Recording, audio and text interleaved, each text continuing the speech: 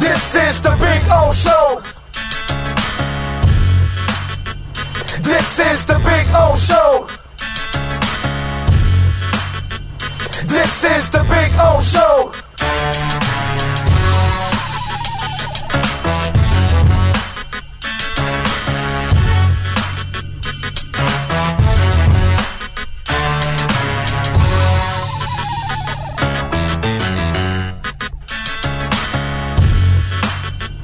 This is the Big O Show. This is the Big O Show.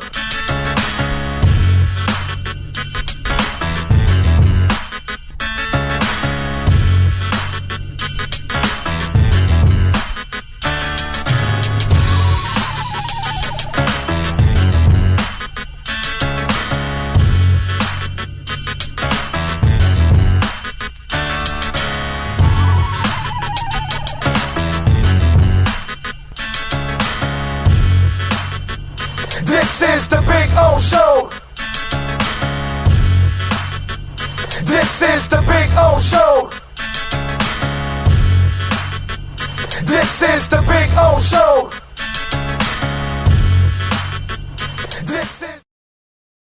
This is the Big O Show.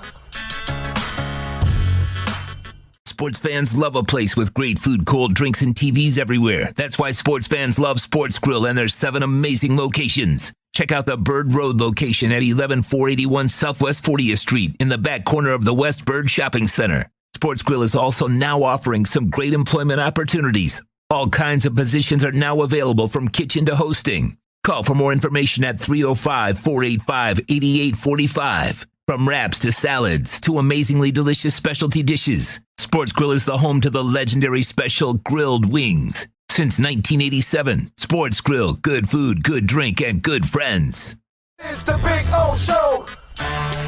You're tuned in to the hottest sports radio. When you need your warehouse looking good while staying efficient, there's only one place to find the finest racks in the business. Pallet Rack City in Hialeah. 305-424-8547. That's 305-424-8547.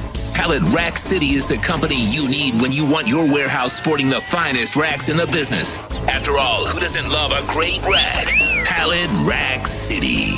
305-424-8547. That's 305-424-8547. Orlando, a.k.a. the Big O. He covers all the South Florida teams. For over 16 years, EJD Construction.com has provided South Florida residents quality craftsmanship, accurate project management, and exceptional service. That's why EJD Construction.com is an A-rated member of Angie's List and the Better Business Bureau. When you're looking for the right custom home builder for additions or home remodeling, please call my friend Eric at 305-433-4843. That's 305-433-4843 for EJDConstruction.com. Dolphins to the Heat, well, you know what I mean. Monday to Friday, Scotty Pablo in the... There's no need to drive around South Florida wasting valuable time looking for a new or certified pre-owned Acura. Go to the #1 volume sales dealership in the Southeast United States. Craig Zinn Acura of Pembroke Pines. Purchase with pace and space in a dealership tailored to your needs. From home buying to providing that personal touch. Contact the 2020 Satisfaction Award winner Craig Zinn Acura of Pembroke Pines. 888-776-5123. That's 888-776-5123. Or visit them at 15601 Pines Boulevard in Pembroke Pines. Show on the radio, the top's where we gonna go, Miami, that's the way we roll. Folks, you can support the hardest working sports talk show in South Florida through Cash App or Venmo. Just search Cash Big O Show. Support us through Cash App or Venmo. Cash Big O Show. We thank you for your incredible support. On the morning show, we go. No one has a similar show. Talk sports, talk plays, talk... If you're a Miami sports fan, then there's only one store to go to, and that's Canesware at Miami Fanware in Davie. They're your one-stop shop for all your inner Miami CF, Canes, Dolphins, Panthers, and Marlins merchandise. They have hats, t-shirts, game day jerseys, and so much more. Located at 2511 South University Drive in Davie, and open 24/7 online at canesware.com or innermiamiwear.com. Call them at 954-835-5597. Canesware, the spot where Inner Miami and all Miami sports fans shop.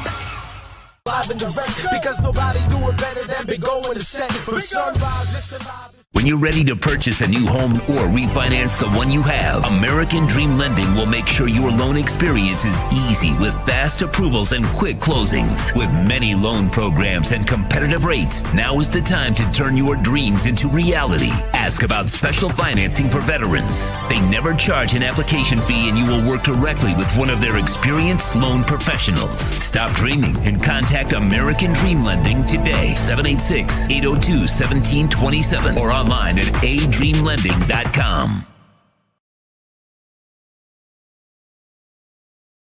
The viewpoint statements or beliefs expressed on the following program by the host, guests, or callers are not necessarily the opinions of FantasyXS.com, Media Group Inc., ownership, management, sponsors, or website.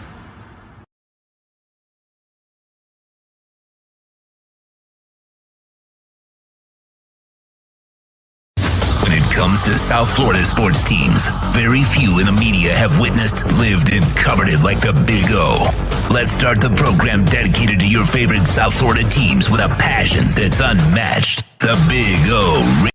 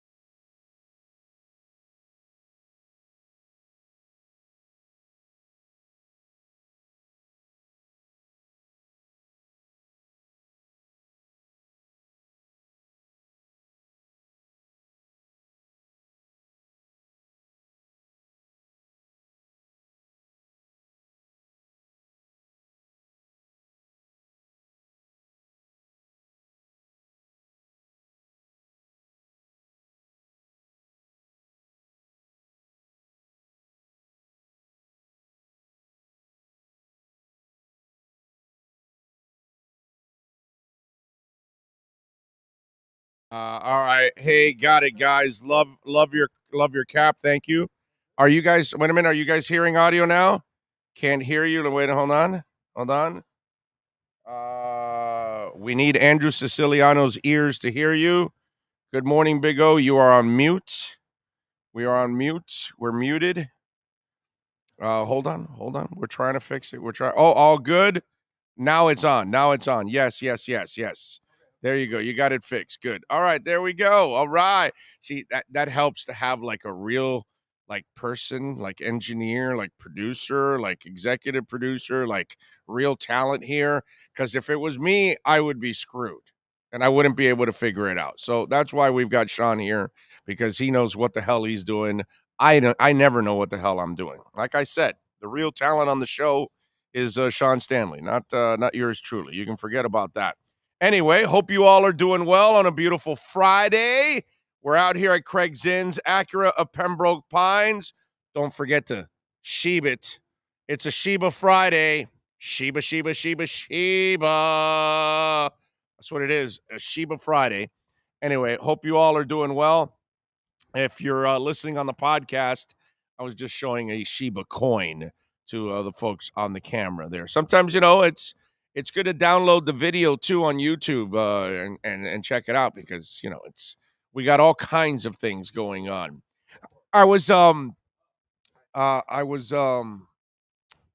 thinking about this today, and we have such an interesting sports landscape here in South Florida. I don't know if we want to call it interesting, Sean. Maybe we want to call it awkward. disgusting, gross, irresponsible. There's a lot of, crap going on. So I sat back and thought about it. Let's go over the calendar year, ladies and gentlemen. So we have a soccer team that gets fined the highest fine in NHL history,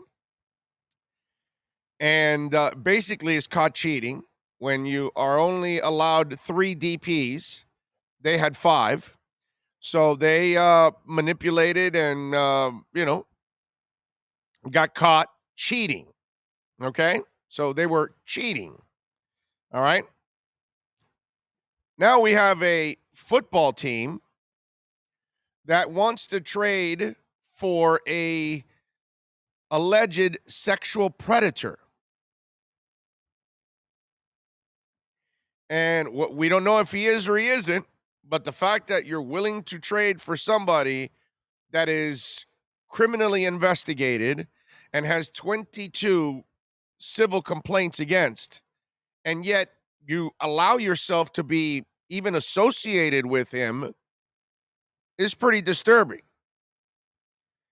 And now we have a hockey team that knew their coach was part of a sexual abuse cover-up and yet still allowed him to be on the bench for a game when they knew he was meeting the commissioner.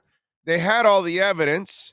They saw the interview from Mr. Beach, and yet you left him there, which was a very poor decision by the Florida Panthers. And eventually the league did what they were supposed to do, which is what we talked about with David Dwork yesterday. I didn't think he would survive this. Why would you survive? You pulled a Paterno. So, let's just overall look at the decisions that our local professional teams are making and their lack of awareness and their decisions to, either cheat, deceive, or be associated with things that are absolutely disgusting. Yeah, I give the Marlins credit at least. I give the Heat credit. They're not involved in any of this kind of stuff. But damn, dude, the other 3 teams this year. And look, I don't want to completely trash the Panthers because in a way they have nothing to do with what went on, but they had one decision to make. One. And that night, they should have never left Q coach. After all that went on, you have to tell the man, hey, Q, we support you and all that, but at the moment, we cannot publicly put you out there on the ice to coach that game tonight. You got a meeting with the commissioner. We've got to, and then they knew that they were guilty. That's why they had Zito address the media after the game. So that was a screw up. So it's the least of the 3 screw ups that are out there from these teams. But it's weird how in town, and I'll give Leon Fresco a little love because he mentioned it to me yesterday. It's weird how one team is trying to associate themselves with a sexual predator, an alleged sexual predator, and then the other has to get rid of a coach because he covered up a sexual predator. It's just weird, man. What a weird year. What a weird situation for a lot of our teams here in South Florida, and some really bad decisions by these teams, by these franchises who are there to represent the community. You've got a lot of kids that watch these games, that watch these players, that root for these teams. These aren't the decisions that you want to stand by. These aren't the decisions you want to represent your franchise with. Kudos to the Miami Herald, by the way. They wrote a scathing editorial today to the Miami Dolphins because the Miami Dolphins need to be thoroughly criticized for everything that's going on in the Deshaun Watson situation. The fact that they have associated themselves with a guy that could be a sexual predator, and not wait till everything clears to find out. Okay, now the Broncos. They said we're not interested because of all the allegations. And that's what the Dolphins should have said and should be saying. No, we're not interested. We need to know whether he is innocent or guilty. Right now, we don't want to be associated with this situation right now. But because they're so desperate, they're willing to do it. But I give the Herald a lot of credit because they posted an editorial today, and one that I think was absolutely on target. And the headline for the editorial, and I'm going to read it for you, it says, Miami Dolphins need a lesson in denouncing bad behavior more than they need Deshaun Watson. It says, this is Miami. We can't help rooting for the Dolphins, even if we roll our eyes when we do. But to talk about the Dolphins trading for Texans quarterback Deshaun Watson is a step too far, even for us. No talent upgrade for this team is worth the kind of controversy Watson brings, at least right now.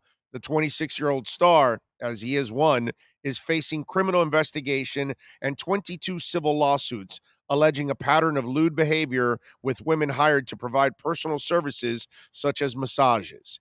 The FBI has gotten involved, though they may not be aimed at one of the accusers and an extortion claim. It's a mess. The Dolphins should steer clear, not just for the team, but for the broader message that they are sending. Yes, this is professional football. Watson is one of the best in the league at his job, and the money at stake is huge. Watson signed a 4-year contract extension last year worth $111 million. That means much of this discussion has focused on questions of sports strategy. What about the current quarterback, Tua, rather than the kinds of values the NFL is promoting here? Plus, we know that if Miami landed him, most fans would cast aside their concerns the minute he starts putting touchdowns on the scoreboard. But the allegations against Watson are no minor blow-up, something that can't be swept away with good PR and a bunch of wins. Now, Miami Dolphins and the NFL are supposed to be trying to clean up their image. Yet there are reports that Dolphin owner Stephen Ross has approved the trade with one huge sticking point. He wants Watson's legal problems cleaned up before it's executed. But unless the court system suddenly shifts into warp speed, there's no way those legal problems will be addressed before the NFL trading deadline on Tuesday, like I've said for months now. Ross may be just trying to offer a glimmer of hope to fans while guaranteeing the trade can happen. But why do we even have to discuss this? No team should be willing to bring on a player with so many unresolved and serious issues. Ross had a chance to say at the NFL owners meeting earlier this week that, but he didn't. He told reporters trying to ask him questions, I know what it's about, and I'm not dealing with it. Football and sports in general needs to deal with it. A culture that would much rather ignore persistent sex and gender issues than deal with them. What does it say that hockey has also faced the allegations that current Panthers coach Joe Quinnville knew about the Blackhawks sexual abuse case when he was the head coach there? This as the Panthers enter the season with their best start in history. A lawsuit was filed in May alleging that a former video coach had molested 2 players in 2010. By June, the Blackhawks had ordered up an independent investigation, and this week the team released the findings. 2 top team members resigned, following by Quinnville on Thursday. Though the allegations go back a decade, hockey is dealing with this issue pretty quickly.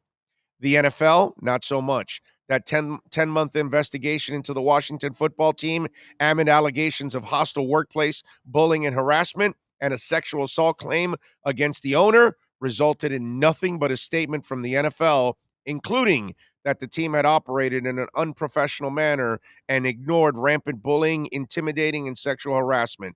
No report has been released on the team's toxic culture, and there's been no real effort at transparency. It's like the Me Too movement never happened. The Dolphins shouldn't even consider adding a player to their roster like Watson until these allegations are fully dealt with. And maybe not even then either. But this is bigger than one troubled quarterback. The NFL and other sports leagues need to think about the message they are sending to sexual assault victims, women, and young kids who see players as role models. Should teams and athletes be held to account like the rest of us? Or do money and talent turn even the most serious problems into nothing more than a PR problem? We know what the NFL would say, predictably. Great job by the Miami Herald, and it is 1,000% true. I mean, think about this. So the team allows itself to be associated with Watson while he has all these allegations, and they're willing to associate themselves and show the world that they want to acquire him, and in the process get rid of a terrific young man in Tua Tagovailoa. Now, whether you think Tua can play or not, the optics are still terrible. And if you look at it over the last 2 weeks, I wouldn't call Tua the problem. I'd call coaching a much bigger problem. I'd call the offensive line a much bigger problem. I'd call the fact that you can't run the ball a much bigger problem. I'd call the fact that half your receivers can't stay healthy a much bigger problem. There's a lot of problems on this team, and they really aren't named Tua Tagovailoa. There's a lot of issues being caused on this team, and it's not by Tua Tagovailoa. These are all self-inflicted wounds by the Miami Dolphins. They have put themselves in this position at 1-6. The plans at offense have not worked out in any way, shape, or form. The part of the football that you're supposed to know as a head coach, because that's where your experience lies in Brian Flores, is defense, and that has failed you. And now you associate yourself with a guy that you don't even know is innocent. It's the level of irresponsibility on behalf of the Miami Dolphins is catastrophic.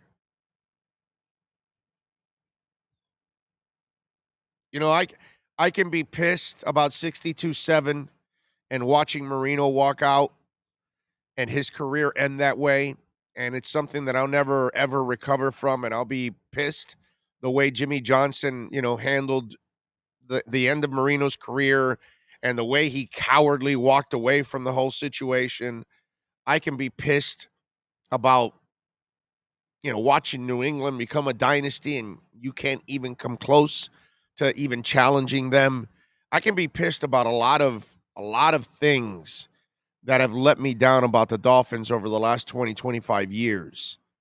But I got to tell you something. This is probably the lowest point I've ever seen the Miami Dolphins ever get to. This is lower than Bullygate. Because you're allowing yourself to be associated with somebody that possibly could be a criminal. Or he could be a guy that gets away with a crime too.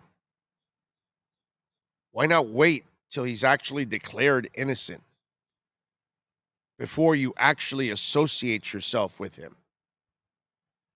You know what I mean?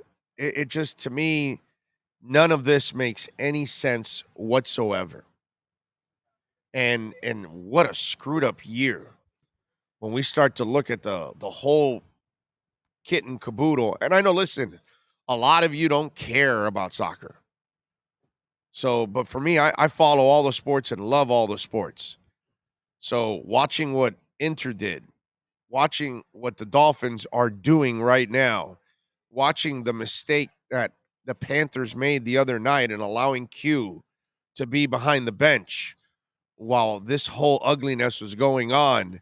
And, it's when you're in a position of power, you have an opportunity to set an example. And if you're the Panthers, if you're the Miami Heat, if you're the Miami Dolphins, if you're the governor, if you're a CEO, if you're whatever, if you're in a position of power, you have a chance to influence. You have a chance to send positive messages. And the Miami Dolphins are sending a terrible message to their fan base. Do you think there aren't Dolphin fans walking around that have been sexually abused? Because there are. Because there's Bills fans and there's Jets fans and there's Niners fans and there's Cincinnati fans and because it's life. We have a lot of human beings that are walking around that have been sexually assaulted and abused. And a lot of them are living in that private hell. And then they're watching how people get treated when they're out in public. And then that's why they stay private. You have a chance to set an example.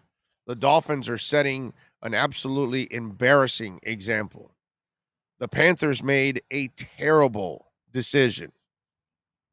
Inter Miami showed very little character in the way they ran their team this year. It can't be all about the glory of winning. It can't be about Penn State save the football program, let's hide Sandusky. It can't be we're going for the Stanley Cup title and we are the Blackhawks. We cannot allow this to derail what's going on. And yes, the Panthers have the kind of team that can make a Stanley Cup run. It just won't be with Joel Quinnville, who decided back in 2010 to make a disgusting decision and be a part of something that was disgusting. We as a society have to start taking a step forward in protecting people that are abused. We have to understand the hell that they're going through. I mean, when you see that man, Mr. Beach, talk about, and you can tell he's a broken individual, because those kind of acts will break a human being down and they will live in that horror forever. And meanwhile, what we tell them is, screw you. It's more important for the Dolphins to win than if any woman was really sexually assaulted. No, it's more important for the Blackhawks to lift that cup than Mr. Beach getting sexually assaulted. We can't keep sending those kind of messages. Human beings are a lot more important than winning a stinking championship. I think that's 2 days in a row I got deep to open up the show, huh? Huh? I'm gonna have to find a music bed for you. We'll just start playing it.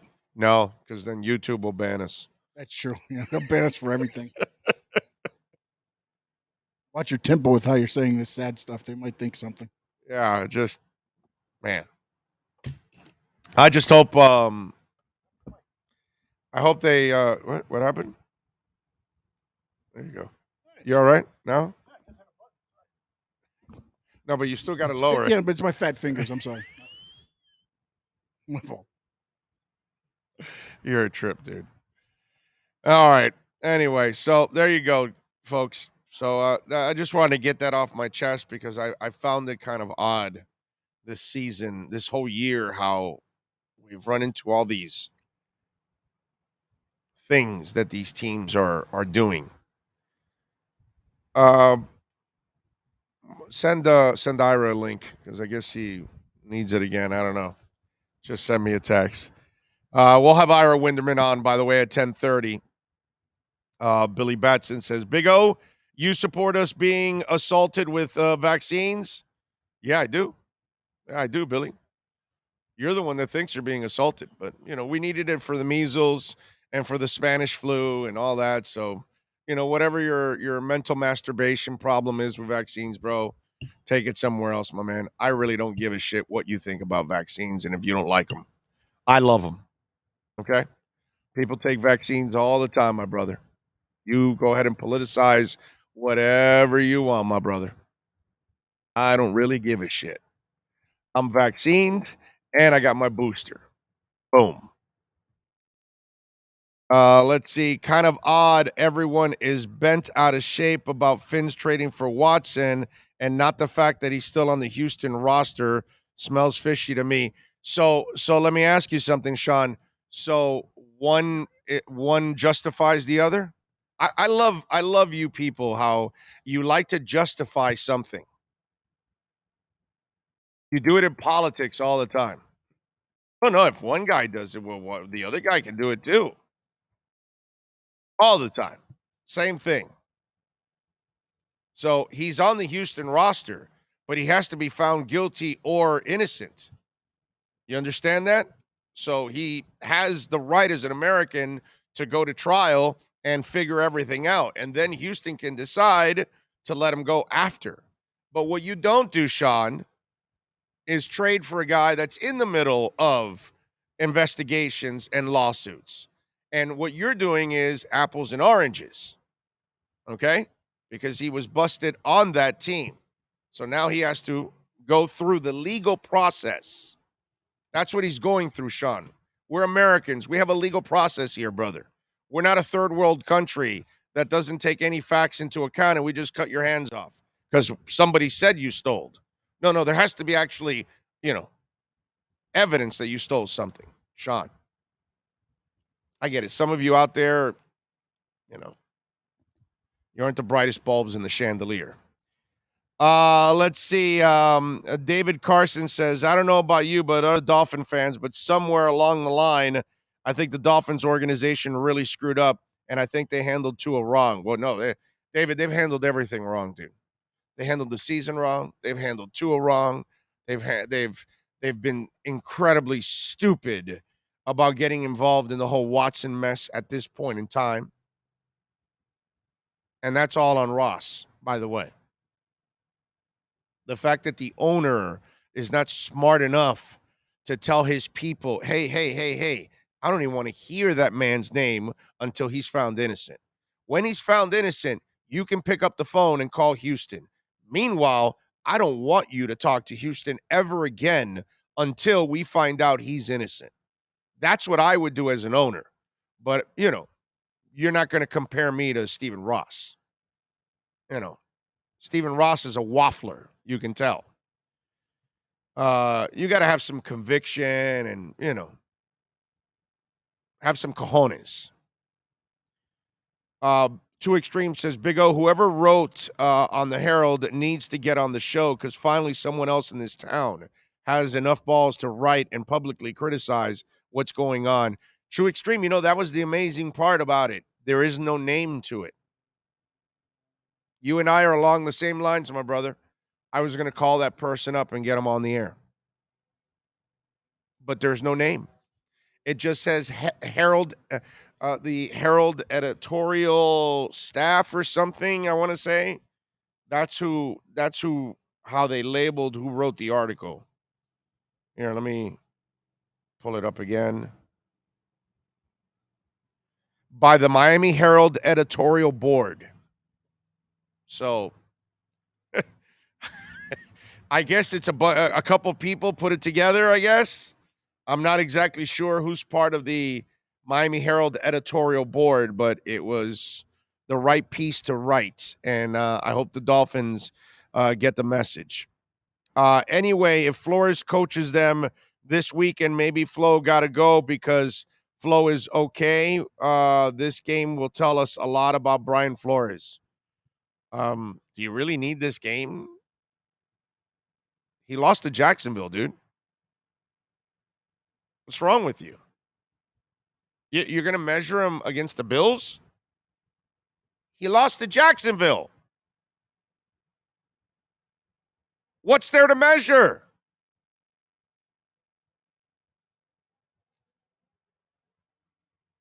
There's a lady here, and that's the only reason I had a joke for the Dolphins, but I'm going to hold off because unfortunately I want to be a gentleman and not say that joke in front of the lady that's over here sitting down. But if there was nobody here, I probably would have said something that measure? Really, dude? The Bills? What measurement is there? Miami's nowhere near the Bills. We knew that at the beginning of the year We were hoping they'd cut the gap. I think we found out in week 2. They didn't cut the gap. The gap actually expanded. Let's see. Alex Diaz says, "Oh, good morning. If Quinnville, Toes, and Kane knew about the incident, do you feel they are as guilty as the individuals that it caused?" I think so. Kane is not in a position of power. That has to go to the owners, the general manager, the assistant general manager has to go with the head coach. Those are the authorities in charge. They're the ones that have to do something about it. If Patrick Kane wants to do something, maybe he kicks the guy's ass. That you can do. If you're Patrick Kane, maybe you do that.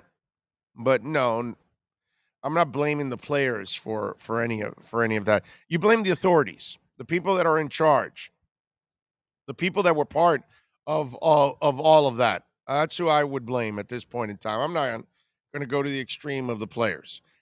As I talked about it yesterday, go back to my opening segment from yesterday's show and what's happened with Quinnville and what's happened with Paterno and what's happened with life in general about all kinds of things, from racism to sexism, you name it, it's there.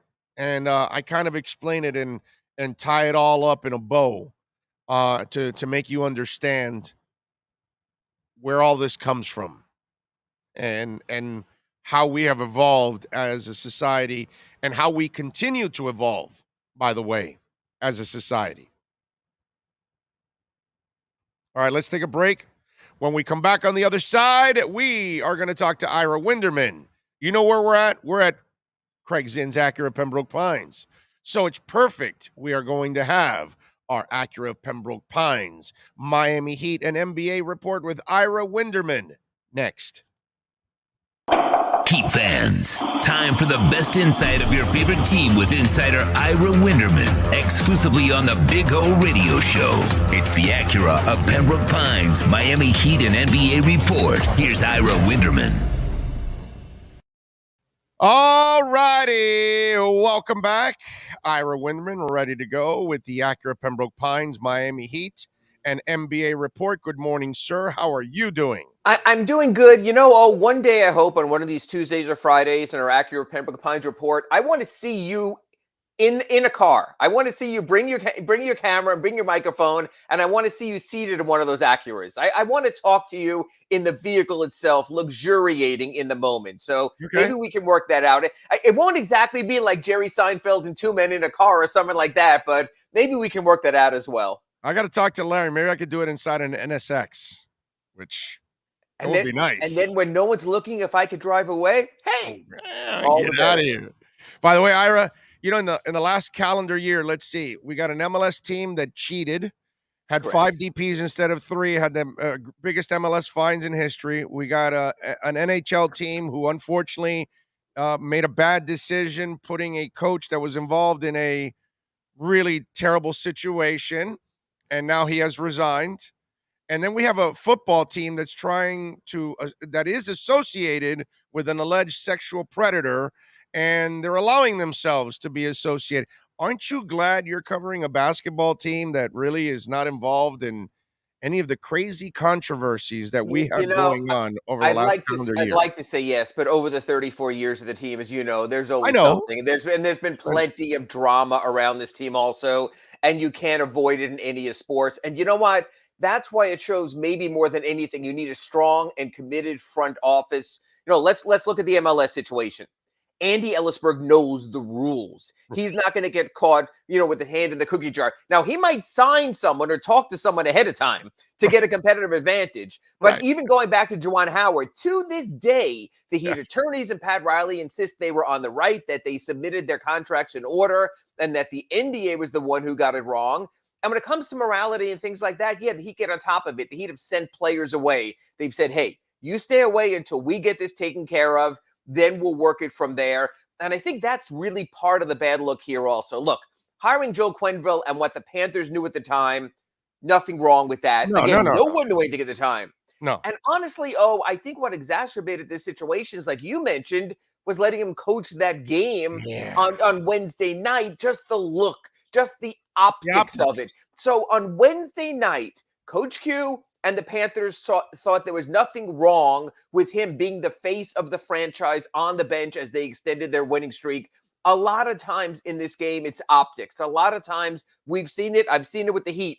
To a player, something else, stay away for now. Just stay away from now. We'll get it settled. We'll get it figured out. You're talking about, it's not even the NFL. It's not even college football. It's one of 82 games. You get it taken care of, it looks better. Look, this was going to happen to Coach Q anyway. By the way, they did it last year with the center when he had the anti-Semitic comments. Whoop, yes, right Myers away. Leonard was banished away. He was not traded for that. That was a salary cap thing, but that's a perfect example, though. Take time off. Let's get the heat off our franchise. Do it that way, and instead you wind up in a situation like this. Look, the optics still aren't good because the Panthers management is still there. They still allowed him to coach that day. This doesn't go away with a statement or two, although I'm going to be honest here because I know sports and Orlando Alzagari knows sports.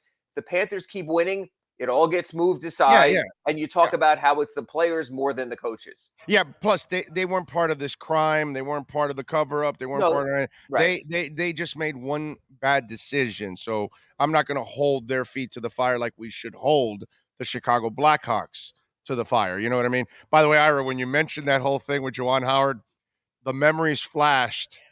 I'm at 940 Wins.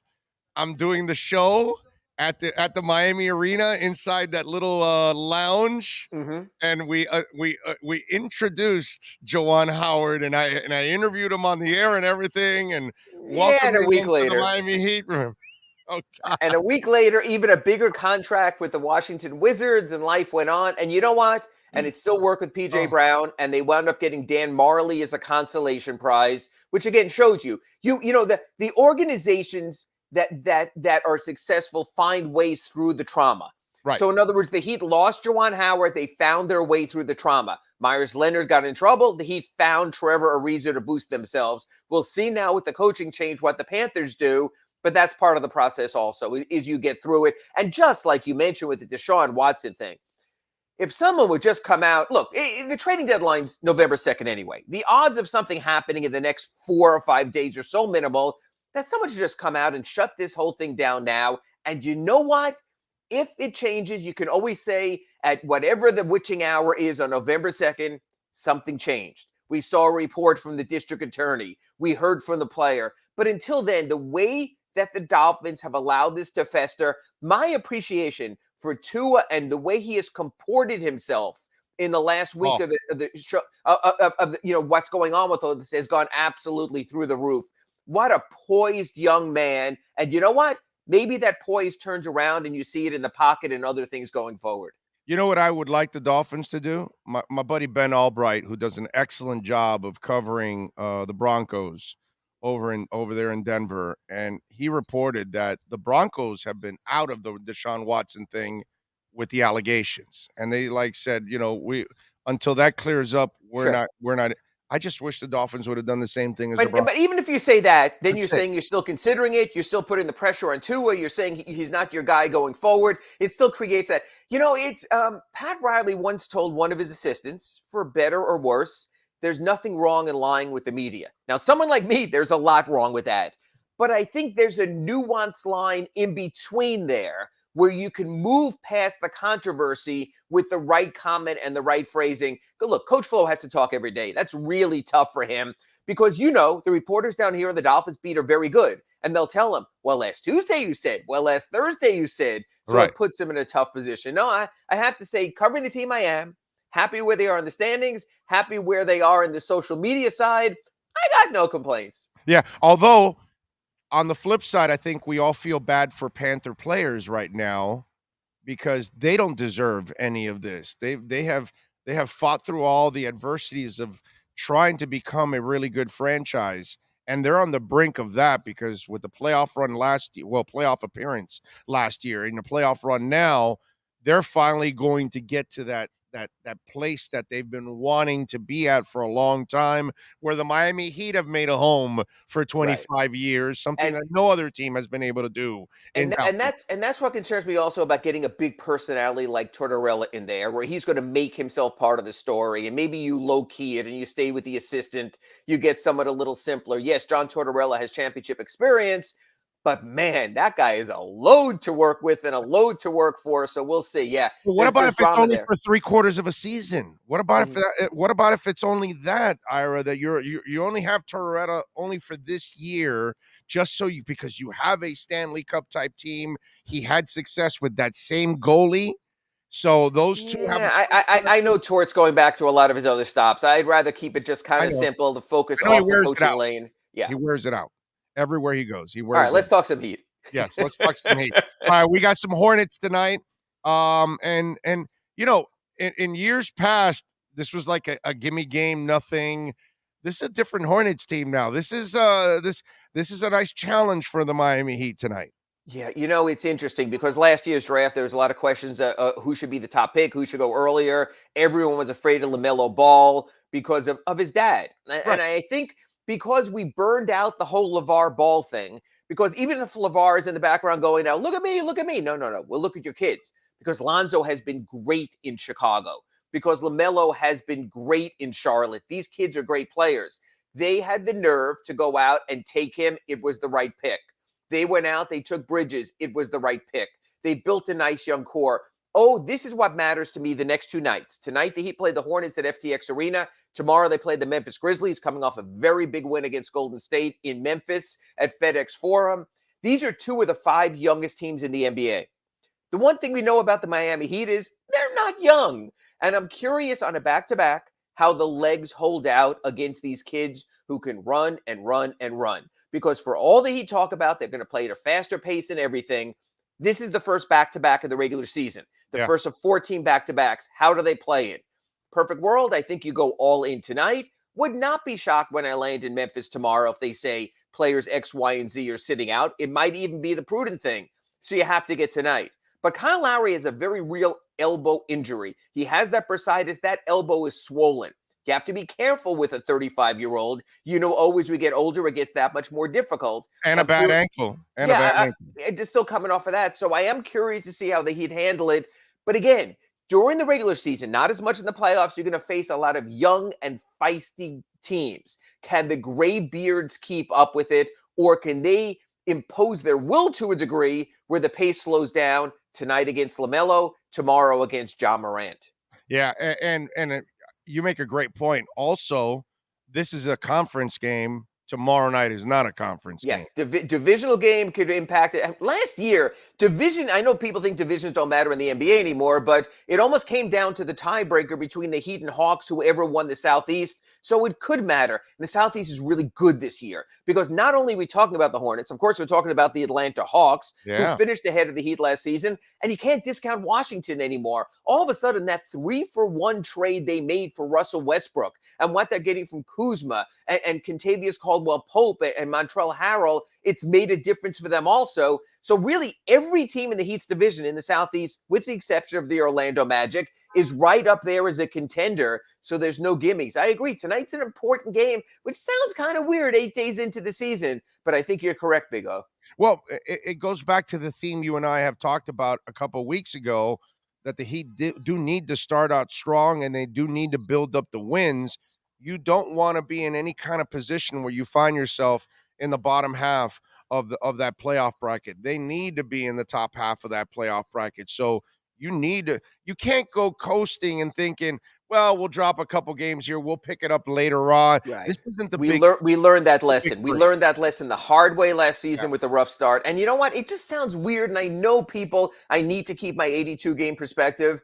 But you leave the arena tonight at 4-1, you feel a hell of a lot better about yourself than if you leave at 3-2, second night of back-to-back, facing 500, 2 days off, going into Dallas, another nationally televised game. So, yeah, things like this do matter. Games like this do matter. The Heat know it. We'll see how much it means to them. We'll see how healthy they are. Hey, Memphis ain't no joke, man. They beat Golden State last night. Oh, no, they've been very, very good at the start of the season.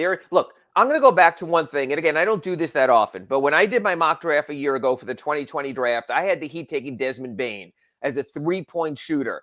I think that could have been almost transformative for the franchise. Instead of Precious Achiuwa, who was obviously up and down, mostly down the second half of the season. One, in Desmond Bane, you'd add another 3-point shooter. Two, if Desmond Bane as a rookie showed what he showed with Memphis, maybe you don't rush out and give Duncan Robinson 5 years at $90 million.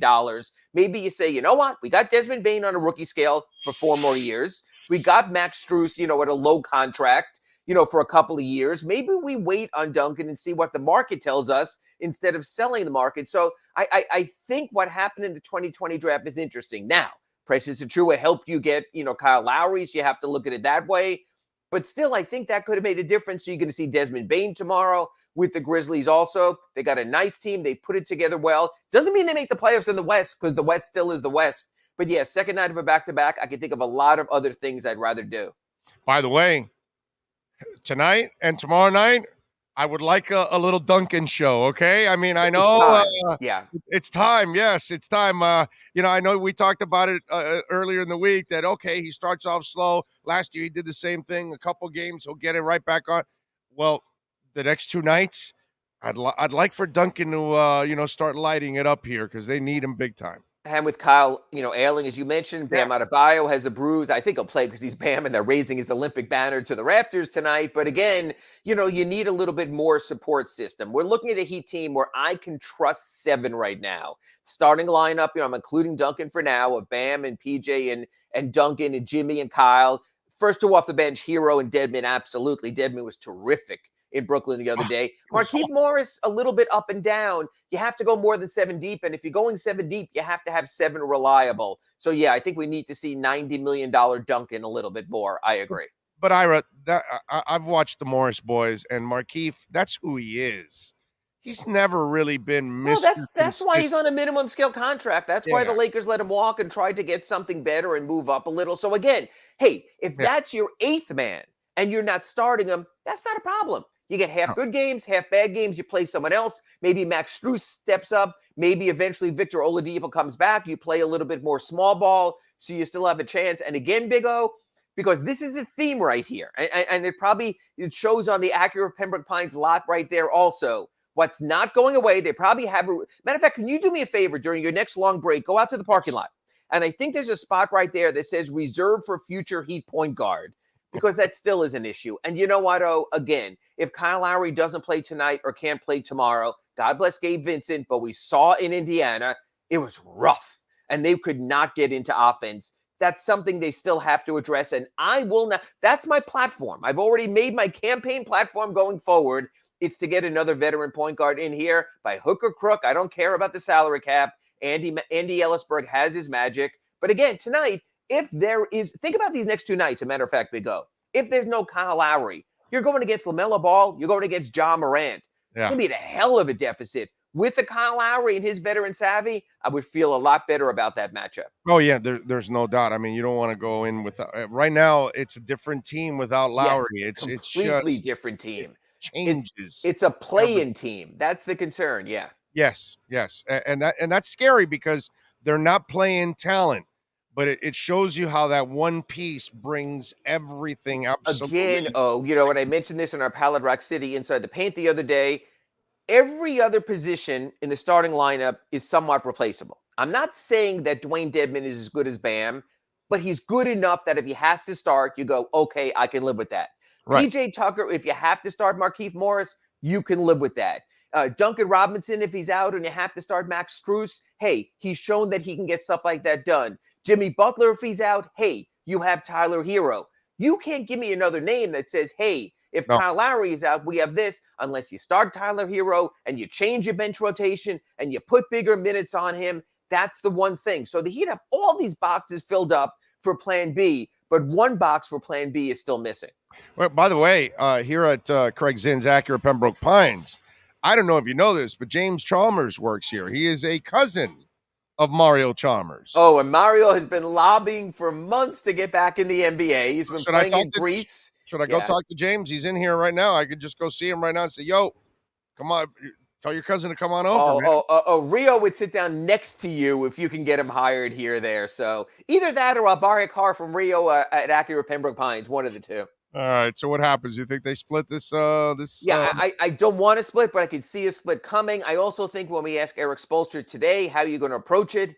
He's going to go, we're the Miami Heat. We play every game to win. Then I'll get handed a sheet shortly before the game tomorrow at FedEx Forum in Memphis saying players X, Y, and Z are not available to Heat due to load management, due to rest, or something like that. That's what makes tonight all that more important, to get the game tonight against the Hornets when you're rested, and that quick flight over to Memphis and the turnaround real quickly for an 8 p.m. Eastern time game tomorrow. So, yeah, I think you want to at least try to get the first one of these. Absolutely.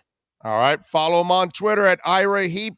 Catch his work there at the South Florida Sun Sentinel. Subscribe and support him there. And, of course, you can catch him multiple times here a week with the Acura Pembroke Pines Miami Heat and NBA report. And on Wednesdays, the best basketball show in town, one hardcore hour of Miami Heat and NBA talk on the Pallet Rack City Inside the Paint Show, 9 to 10 a.m. on Wednesdays. Ira, thank you, my brother. Safe travels, my friend. You be good.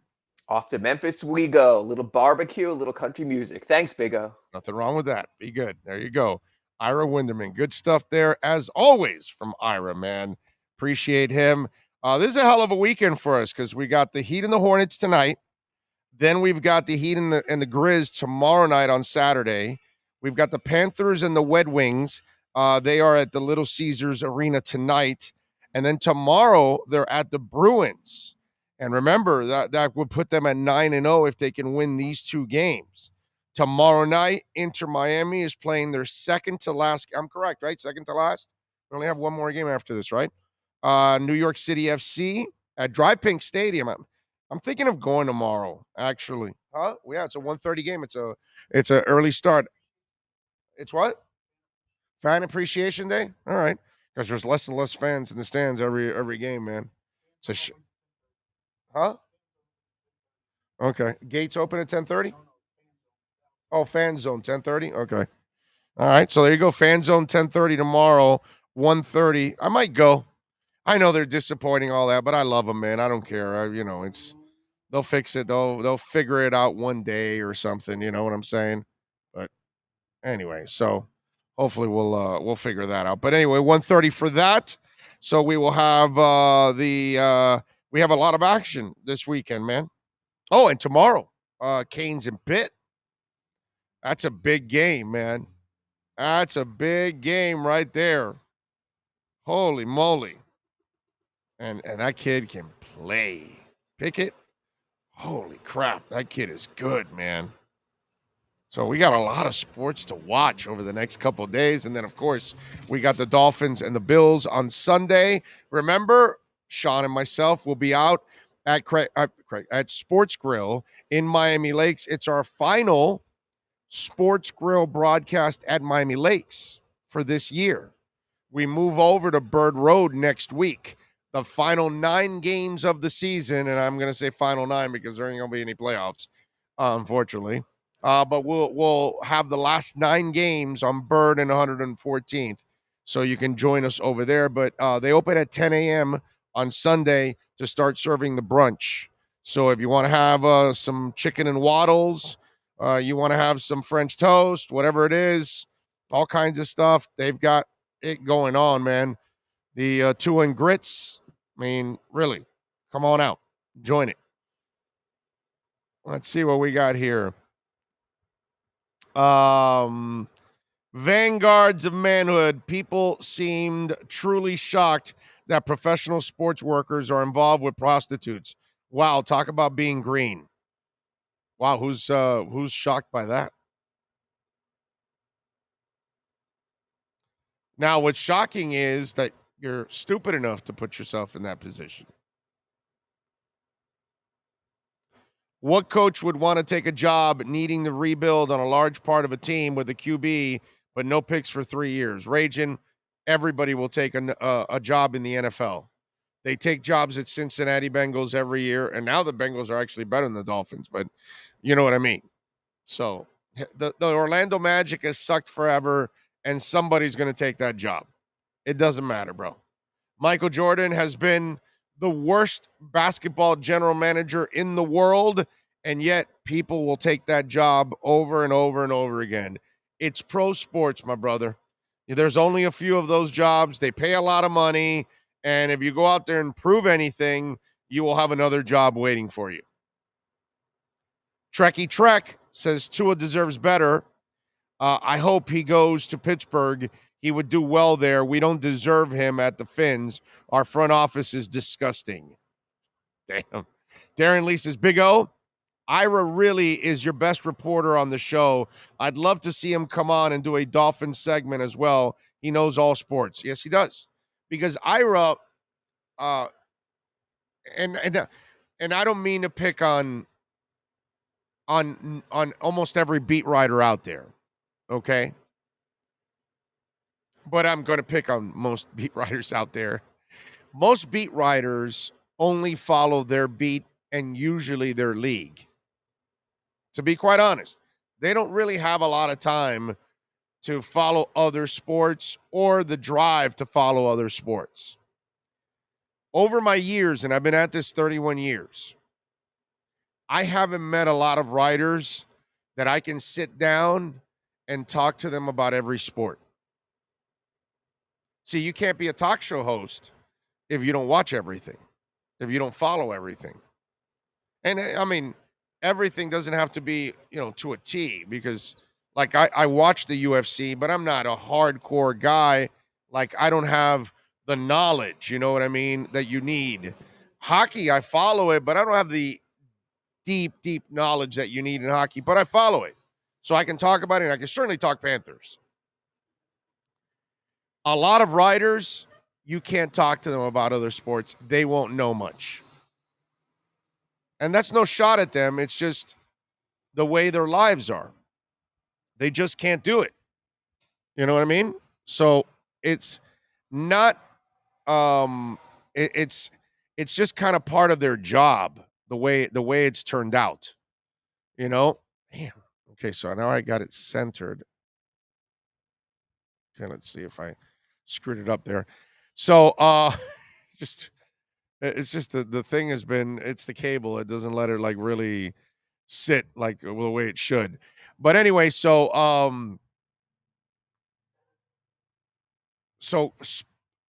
Ira and Jason Cole, I want to say, are the only two beat writers in South Florida. No, you know what? I think Alan Poupart's the other guy. Alan Poupart's the other guy that I can also talk all sports with. But very few guys, man. There are very few guys that I can, talk baseball, basketball, football, hockey with, a little soccer, whatever. Ira follows it all. He does. He keeps up with everything, man. I give him a lot of credit. He's an all sports fan. I can't say that about all the beat writers. You know what I mean?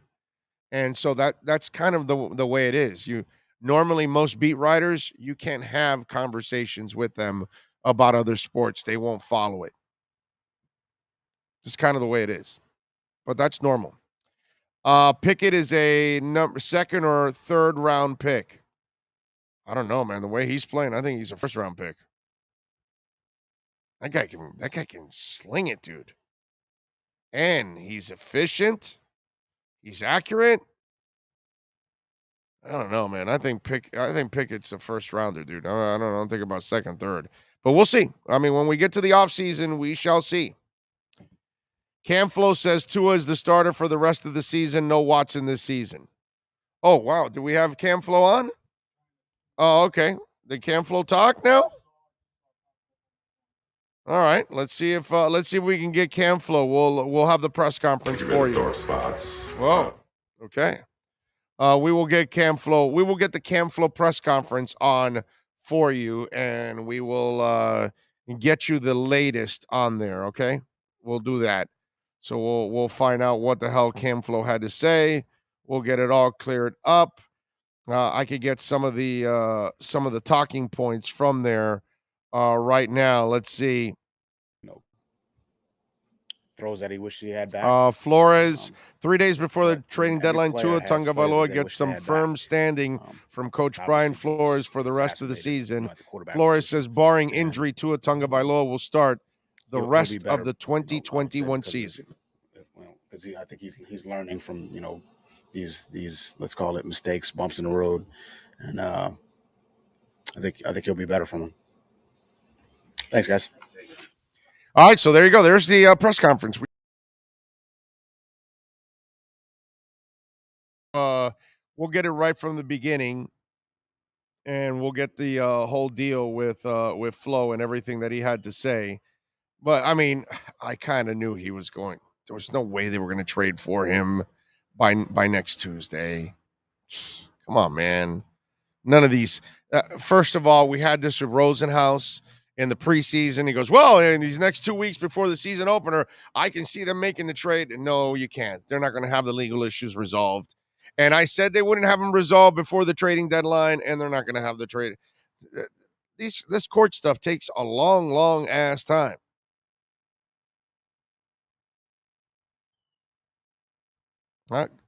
Apparently, Beasley says, good job by Cameron Wolf, who presses Flores on why he won't definitively rule out a trade for Deshaun Watson. Flores falls back on his old answer, Tua's our quarterback. There you go. So somebody actually went after him. Somebody said it. I like it. There you go. Tua is our quarterback. I don't get into rumors. I don't get into speculation. Tua is our quarterback. Coach Brian Flores says, I'm not getting into rumors, speculations, and distractions. No, you just will help create them. You got it? All right, let's hear from Cam Flo. He addressed the media just a few minutes ago. Let's hear. You know what? Let's hear his press conference. Go for it.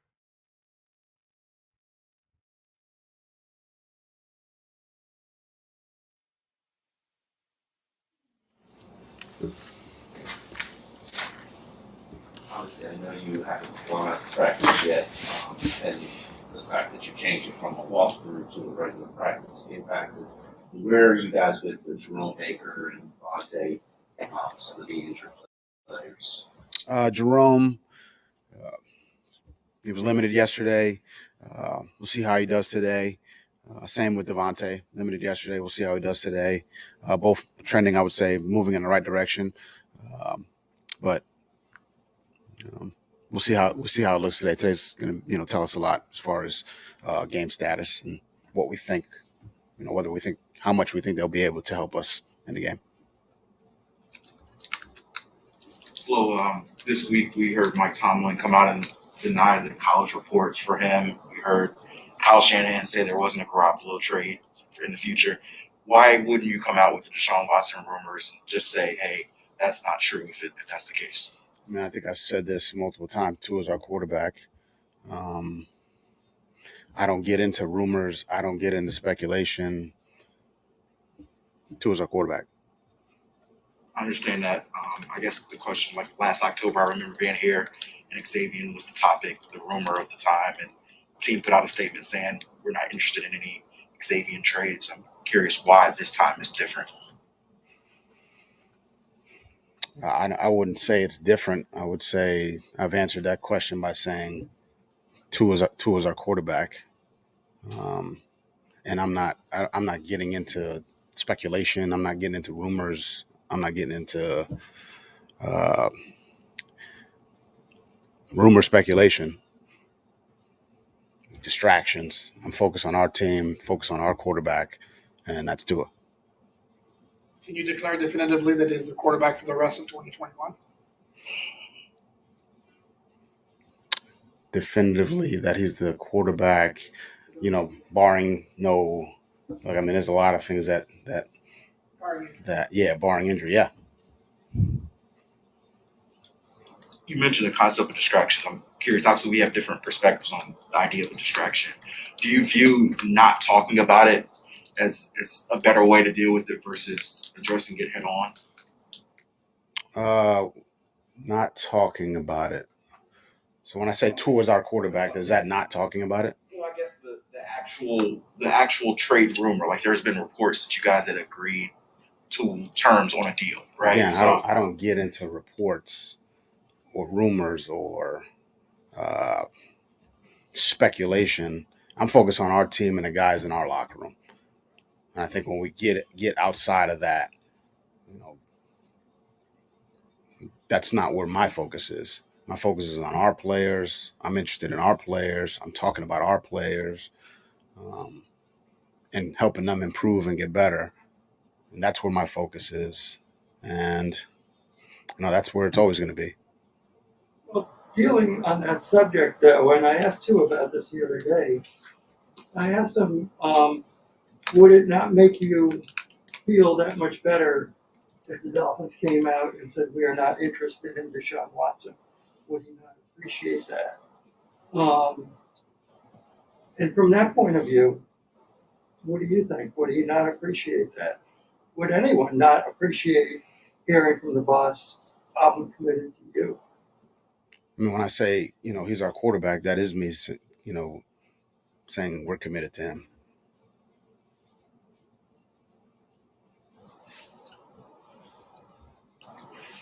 Coach, can you talk a little bit about Ahmed, especially with Brown being out? What's the role that do you expect a bigger role for him, and what have you seen from him this week? Yeah, I mean, with Malcolm being out, we need more out of Miles, more out of Savon. Working through who the next back's going to be. But yeah, I mean, I think Savon's done some good things. He'll obviously have some more opportunities, and I think he's doing a lot of things in practice from a preparation standpoint to give himself an opportunity to have some success, in the game. When you say you're working through who the next back is going to be, I'm sure that has a lot to do with roles and filling roles, because you guys are a role-based team. With Malcolm being the bigger back, the power back, the guy who mostly pass protection, is that the role that you're trying to fill, or somebody moves into that role and somebody else handles that role? I mean, it's I think depending on who the next guys are. Laird's been a third down back. Laird's played in the kicking game. Duke Johnson's been a third back down back. Dokes is more of a early down, more power, I would say, power back. So based on the game plan, based on how we want to play, that all kind of, factors into the decision that will be made there. I don't know Malcolm's special teams roles. Is there a massive role that he used to feel that you have to replace? No, I mean, he was, as far as backup roles, he definitely fit some backup roles and played, sparingly in the kicking game. But that's something that Laird's done a lot of. So, again, you get into put him in, spill somebody else in that role, or give somebody else a break in that instance. Or, you go with a guy like Dokes who would, kind of back up like Malcolm did. And really Duke Johnson's kind of similar as far as having kind of more of a limited special teams role. With Duke, he's only been here for one. You did that 2019. Would you feel comfortable playing him after him only being here? I mean, like he's done a nice job these last couple of days. More time is always you feel better about that. But look, this is an experienced guy who's played a lot of football. The concepts come, fairly easily to him. Protections, the concepts, maybe just some verbiage, terminology is different, but obviously more time would be, feel better about, having a few more days, a few more practices under our belt. But I wouldn't say that's, we would never do it. Brian, pass protection obviously was an issue the first time you faced the Bills this season. How much better has that gotten since then, and what gives you confidence that you guys can handle their pass rush this time? Well, they're a good, rush team. I mean, they bring a lot of guys. They got good rushers, good scheme.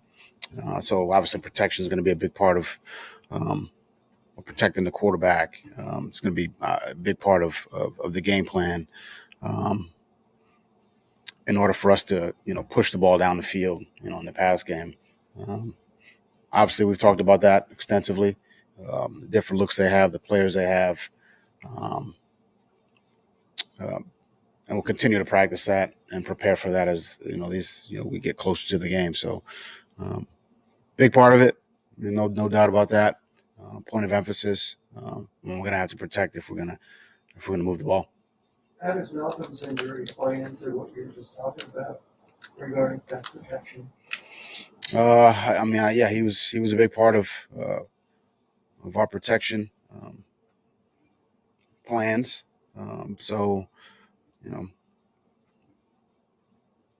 Other guys got to step up, and that's really what it boils down to. Whether it's Miles, whether it's Savon, guys got to step up and do a good job in that in that part in that phase of the game. So that's what we'll need it. You mentioned earlier this week about Will. Have you got to see him do anything at practice this week? Do you have a better idea of what maybe his timeline is? No, he hasn't been at practice. He's still on IR. We didn't designate him to return. He's still, working his way back. So, still working his way back. But we won't see him. Obviously, didn't see him this week and at practice. I've seen him in the building. Didn't see him this week, and we're hopeful, that this moving in the right direction. That I can say for sure, but we'll see in the next few weeks. Coach, I know you're big on development of your program here, and you still have a very young football team. And looking at some of the veteran guys that have produced big the last couple of years, they're guys that kind of came on year 2 and 3 in their career. I'm just curious, in your perspective, is there kind of a common theme among these players that it starts to kind of click for them around like year 2, year 3? Is there a common theme, or is it just all development is kind of at its own pace? Everyone's a little bit, different. I think it's case by case. I think it's case by case. I think some players it clicks for them a little bit sooner. Some players it takes a little bit longer. Some players have some success early, and then for whatever reason, start to tail off. Some people don't have success, and then for whatever reason, the light bulb goes off. I think it's case by case. I think our young guys, they all work hard. They all give great effort. They all are working towards being the kinds of professionals they need to be to have success in this league. It's not perfect. And again, it's case by case, and there's a myriad of things that are going on, obviously in the building, outside the building, that play a role in that development. But we try to steer them in the right direction, really on a daily basis. And that's everyone in the building. That's coaches, but all our support staff as well. They play a big part in that. Lotua was really hard on himself after the 2 picks, but do you try and carry those 2 kind of solid offensive performances and feel as though there's a little bit of buildup of momentum and utilize that during the week? Is that something that you talk about, or? Yeah, I think he's done a lot of good things the last couple of weeks. I think we moved the ball, fairly efficiently the last couple of weeks. I think you can build on that, and we're trying to build on that. He's trying to build on that. We're trying to build on that as an offense and as a team. So he's always going to be hard on himself. I think a lot of our players are that way, and that's a good thing. I think that speaks to his competitiveness, his willingness to not his willingness, his want to get better and be better for our team. And I have a lot of respect for that and a lot of respect for him. Last question. How often are you stressing to him, if it's not there, take the sack if you have to? That's every day. I think that's part of the learning process. I think there's a lot of decisions that he's got to make. The quarterback's got to make. you know, to put us in good positions, and he's made a lot of them. I think he's made a lot of good decisions the last couple of weeks, and I think he wants to put our team in good position, and he's fighting and clawing, scrapping to do that, and made a couple, you know, throws that he wished he had back. But I mean, every player has players that they wish they had back. It's obviously just exacerbated, you know, at the quarterback position, and he'll be better, you know, I would say because I think he's learning from, you know, these let's call it mistakes, bumps in the road, and I think he'll be better from them. Thanks, guys. All right, there is the head coach. Of course, nice job by everybody. And people on the chat board thinking that I inspired this press conference. You know what?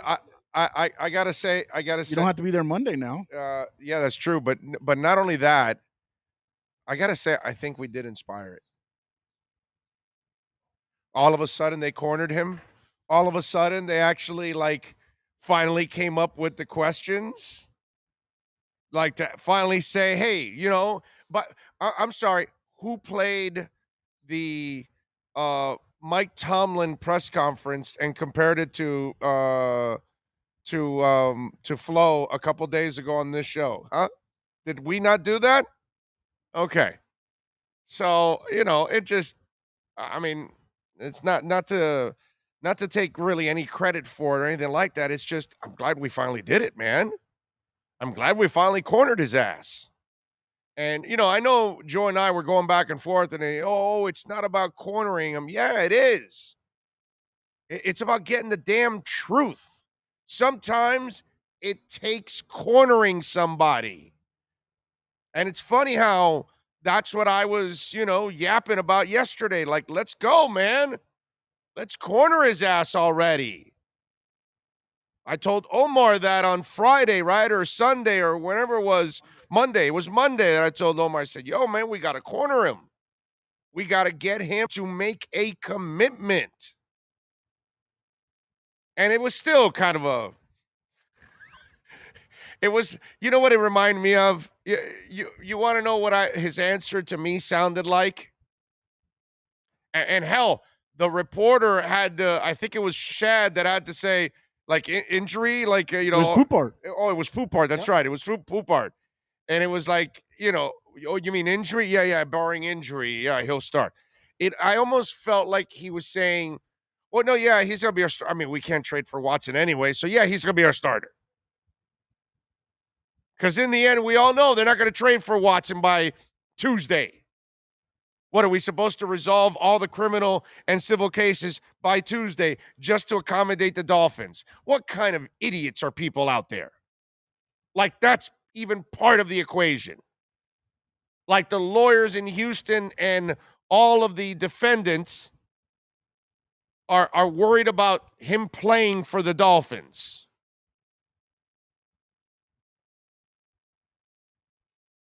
So, Nyborg says, Big O, they finally grew a pair. No, I mean, it's not. They all have pairs. It's just they finally pushed the envelope. They were not willing to push that envelope.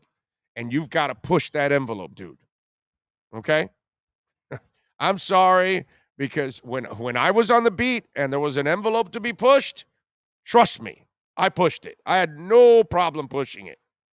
Because I'm not asking anything I'm not being disrespectful, and neither are they. They want a clean answer, and the guy doesn't give you a clean answer. Let me ask you this, though. How many times now does Cam get to ask a question in the next couple of weeks? Oh, yeah. No, yeah. That's the only thing why I didn't want to do it, because I'm not there for any of the good times and asking every day. And then all of a sudden I'm just going to show up and drop a freaking atomic bomb on your ass, you know? And plus I know myself, he would have given me a half-ass answer. And then I would have followed up with, like, if he tells me, well, I keep saying Tua's our quarterback, I would have said, Coach, that doesn't say anything. You've never committed to him. That's saying Tua is your quarterback means nothing. It's very general. Saying Tua, I am committed to Tua and we want to build this team around Tua, like you said, X, and that's what I loved about what Cam came out. He said, hey, when X was out there, you came out and said it, and we talked about it here. When you came out on X, oh, I want X, and X got paid. What did I tell you? The general manager didn't want to pay X. Coach wanted to pay X. And look how he repays the coach. And you came out, no, we love X. No, I want to coach X. X is a good player, this and that, all that. Why? Because you can't run your defense without guys that can actually cover on their own. You can't be running zone schemes all the time and then be able to, play around with your front seven. So you got to be able to have some man-on-man back there if you want to have an extra man and, attack somebody. So I'm glad that they went after him today. Finally. Put him in a spot where he has to answer the damn question. And he still didn't really answer it. It was still kind of half-assed completely. You know what I mean? I think if Allen didn't jump in there at the end, he would have tried to weasel his way out of the whole thing. Right, he was still trying to weasel his way out. Yes, exactly. Big O, my pad just crapped out here, unfortunately. All right, I'm going to have to bring it up here now. Damn it. And somebody sent in a super chat, and now I'm not going to be able to get it because I'm now going to go on again. Sorry, my iPad went down out of charge. Oh, I got the super chat right here. Alan D. Thank you, Alan. And it says, typical Dolphins, destroy the team chemistry, divide the fan base, ruin your relationship with your current quarterback, and don't pull off the trade. Right. Well, they shouldn't pull off the trade. Okay? The trade should not there it is.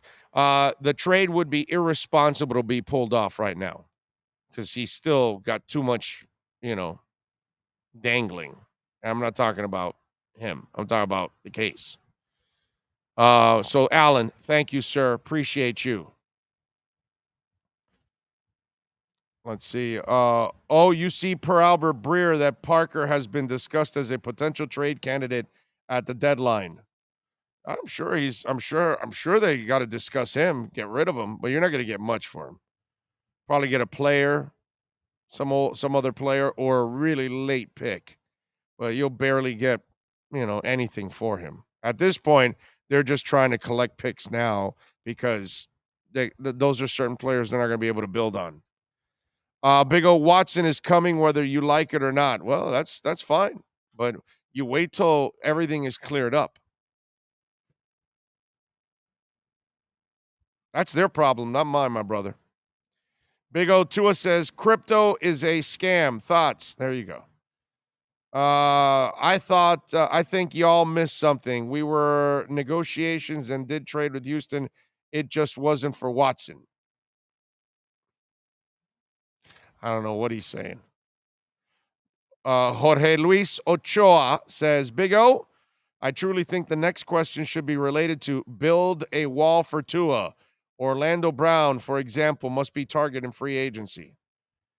Oh, they definitely need to build a wall for Tua. Well, no, they won't because they'll wait for Watson to clear, and then they'll trade for Watson. That's it. All the reporters today made us all proud.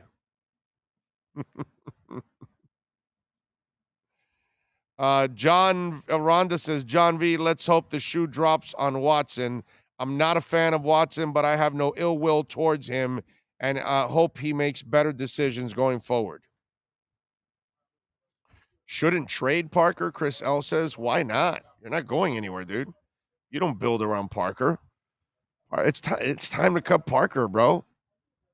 It just is. It's time to cut these people that you cannot depend on every week. But he can go to a veteran team that maybe needs some help. He could help out somebody else. That's for sure. Make your IR list shorter. Yeah, exactly. Definitely. And you can activate some of the young guys and give them some playing time and find out about them. You know what I mean? Ricardo Kuchikan. Kuchikan says, having settled that we are not trading for Deshaun Watson, do you think any important player will be gone after the trading deadline? I would trade X. That's the guy I would trade. I don't know who else. I mean, getting rid of Parker, whatever, you get rid of Parker, it's, you're not going to get much for him if you are able. If you're able to get Parker, get anything for Parker, it's a miracle. I give him credit because at least he fights through the injuries and tries to play. But it's not, this kind of team doesn't need a guy like that. Let me ask you a question, though, just because you said trade Xavier Howard. Do you try to trade him before the Buffalo game? With the way he's playing this year? If you give me the right picks, I'm trading him. Period. Now, tomorrow, Saturday, Monday, I don't give a shit. If he plays bad against the Bills, do you think that knocks down anything, any hopes Well, of that trying might, to trade? I mean, again, trading deadline is Tuesday. Right. So That would hurt you. That would not help you because you might get less. But yeah, no, definitely. But I would trade him as soon as I can because at the end of the year, the whole money mess is going to start again. So, let's see. Reporters clearly heard the backlash for not pressing Flo yesterday. Well, there's no backlash, but there was nobody talking about that except us. I mean, that's just us saying it. Big O X said yesterday he wants to stay in Miami. Yeah, well, he's got to just say that now. He's just saying it to say it, period. That's it. X, Parker, and your friend Wilson, LOL, all need to go now. Yeah, but you're not trading Wilson. Wilson, you need to cut. X can definitely get traded.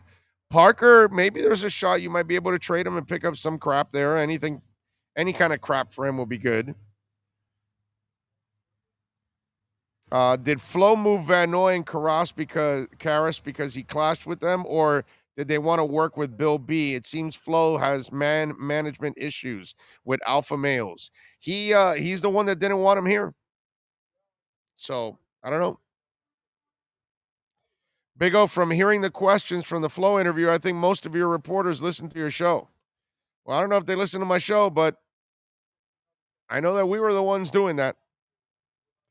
Some tells me we inspired the questions today on the show. Manny J. Snow, it's not whether Watson is here or not. It's not exposing Tua and humiliating him. Act professionally. Thank you, Manny J. Snow, for the super chat. Remember, you can also send in a donation to Cash App or Venmo, Cash Big O Show. We get 100% of the donations on Cash App or Venmo, Cash Big O Show. That's Cash Big O Show. If you want to send it there, you can put a question there. We'll read the question also on the Cash App or Venmo. Like on Venmo, you'll have plenty of space to write the question, and we will answer it. So you can get it in there also. Appreciate all of you out there, man. Really do. Thank you all out there for always keeping it locked and supporting us. Dolphins get ready for the Bills. Remember, we're going to be at Miami Lakes, Sports Grill in Miami Lakes for our pre and post game show. And we start off at 11 in the morning. Sports Grill opens at 10 a.m. there in Miami Lakes with our brunch. So you can have some pancakes or French toast or waffles or shrimp and grits and, all kinds of great stuff that they're serving over there at Sports Grill in the morning. Of course, if you want to have a burger too at 10 in the morning, you can do that. But Sean and I pull in there around 10 a.m., so we'll be preparing and we can talk and chat and all that good stuff. If you want to just come by to have breakfast and then go back home to watch the game, go ahead. But we encourage you to stay for the game. Come on out and join us. Our pregame will be 11:01 p.m. We take you right up to kickoff. And then we come back for the postgame show. Hopefully a somewhat happy postgame show. I just want an effort. I just want to make it somewhat of a game. I don't want another rout. I don't want another massacre. That's all I'm asking. I'm really hoping Tua balls out, man. I'm really hoping Tua has a terrific game, man. I really do. I hope he does. Would be really, really nice if he can do that. We're going to be joined by George Richards in any minute now. Let's do this. Let's take a really quick break here. We'll get the latest from George Richards and the Panthers as Coach Quinnville had to step down. So let's get his thoughts on everything going on with the Florida Panthers and who could be the next head coach. We know at the moment that they're going to have Andrew Brunetti, the assistant coach, as the interim coach. The question is, will Brunetti be the guy all the way through, or will they go get a Tortorella or somebody else? We're going to ask George Richards that when we come back on the other side. We're coming to you live from Craig Zinn's Acura Pembroke Pines, and we are out here till at least 1 o'clock, so come on out here and join us. Come by and say hi. Sean and myself are out here. Quick break. George Richards. We talk a little Okie with him next. This is the Big O Show. Sports fans love a place with great food, cold drinks, and TVs everywhere. That's why sports fans love Sports Grill and their 7 amazing locations. Check out the Bird Road location at 11481 Southwest 40th Street in the back corner of the West Bird Shopping Center. Sports Grill is also now offering some great employment opportunities. All kinds of positions are now available from kitchen to hosting. Call for more information at 305-485-8845. From wraps to salads to amazingly delicious specialty dishes, Sports Grill is the home to the legendary special grilled wings. Since 1987, Sports Grill, good food, good drink, and good friends. It's the Big O Show. Judge, you tuned in to the hottest sports radio. When you need your warehouse looking good while staying efficient, there's only one place to find the finest racks in the business. Pallet Rack City in Hialeah. 305-424-8547. That's 305-424-8547. Pallet Rack City is the company you need when you want your warehouse sporting the finest racks in the business. After all, who doesn't love a great rack? Pallet Rack City. 305-424-8547. That's 305-424-8547. Orlando, a.k.a. the Big O. He covers all the South Florida teams. For over 16 years, EJD Construction.com has provided South Florida residents quality craftsmanship, accurate project management, and exceptional service. That's why EJD Construction.com is an A-rated member of Angie's List and the Better Business Bureau. When you're looking for the right custom home builder for additions or home remodeling, please call my friend Eric at 305-433-4843. That's 305-433-4843 for EJDConstruction.com. Dolphins to the Heat, well, you know what I mean. Monday to Friday, Pablo in the... There's no need to drive around South Florida wasting valuable time looking for a new or certified pre-owned Acura. Go to the #1 volume sales dealership in the Southeast United States. Craig Zinn's Acura of Pembroke Pines. Purchase with pace and space in a dealership tailored to your needs. From home buying to providing that personal touch. Contact the 2020 Satisfaction Award winner Craig Zinn's Acura of Pembroke Pines. 888-776-5123. That's 888-776-5123. Or visit them at 15601 Pines Boulevard in Pembroke Pines.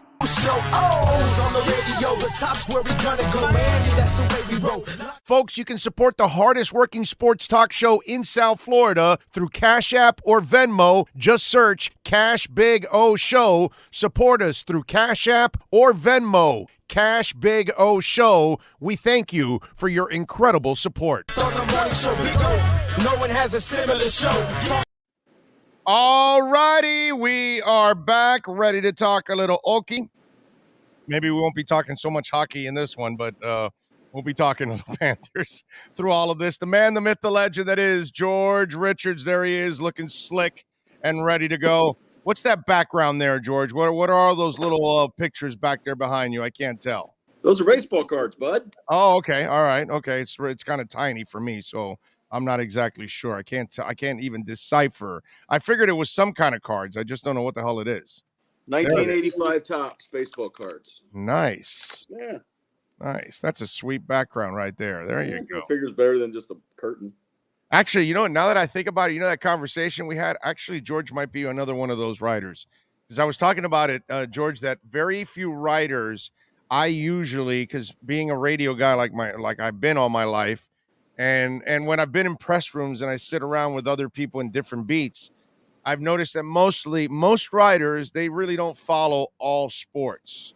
But you're actually one of the few that you do follow all sports, don't you? Yeah, I follow everything. I mean, Yeah. there's a Okay. few exceptions, but not a lot. Right, but basically you follow Yeah, I football follow. and basketball and baseball and hockey and and the basics, in other words. I pay attention to everything, even though I don't watch NASCAR, Right. I know what's going on in NASCAR.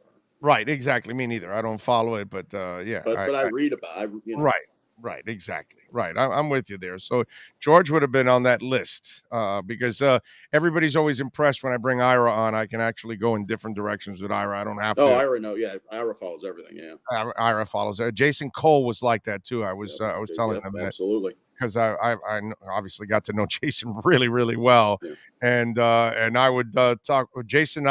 We would be in the football press box, and we would be talking baseball, which and all the other guys are looking at us with like a fish eye, Right. So Earl would look at us only when we were talking Yankees. Outside of the Yankees, he didn't follow any other thing in baseball outside of that. But most of the other writers are like looking at us like, what the hell are you guys talking about? It's like Chinese. All right, my brother, let's get into the hot and heavy stuff. Most of us felt that Quinnville would not survive this, and that's exactly what ended up happening. Where do the Panthers go from here, first of all? Well, right now they've got an interim head coach, Andrew Burnett, an assistant coach. He was a former NHL player. He was in the league a long time. It was in the Minnesota Wild organization as an assistant coach and as an assistant GM. So he's been in the front office and on the ice. He was one of Joel Quinnville's first hires when he came here. So Burnett's been here since it all started in 2019. Very well-respected guy, very popular guy among the players. I don't know if he's going to keep the job full-time. I know the Panthers are looking. This is a cup team, right? This is a team that's going to be a championship contender. They probably would like an experience, someone who's been there, done that, not someone who's just been an assistant for a couple of years. That's a hire you make in the offseason. You hire who you want to be your head coach moving forward in the offseason. Right now, this is a 7-0 team, not an 0-7 team.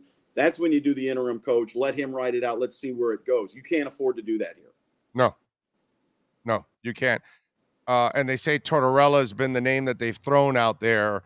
And while I like him, and I know he's been known to burn himself out of every spot that he's been in eventually. Yeah.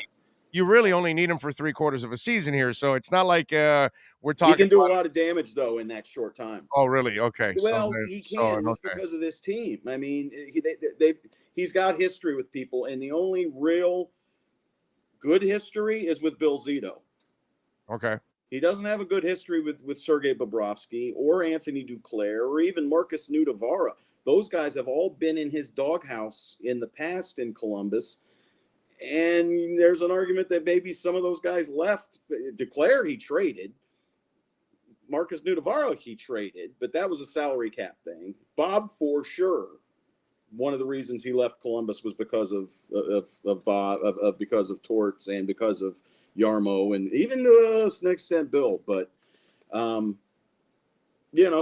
Bill Zito loves Torts. He's seen what John Tortorella can do. Okay, the guy's a winner. The guy won the cup in Tampa.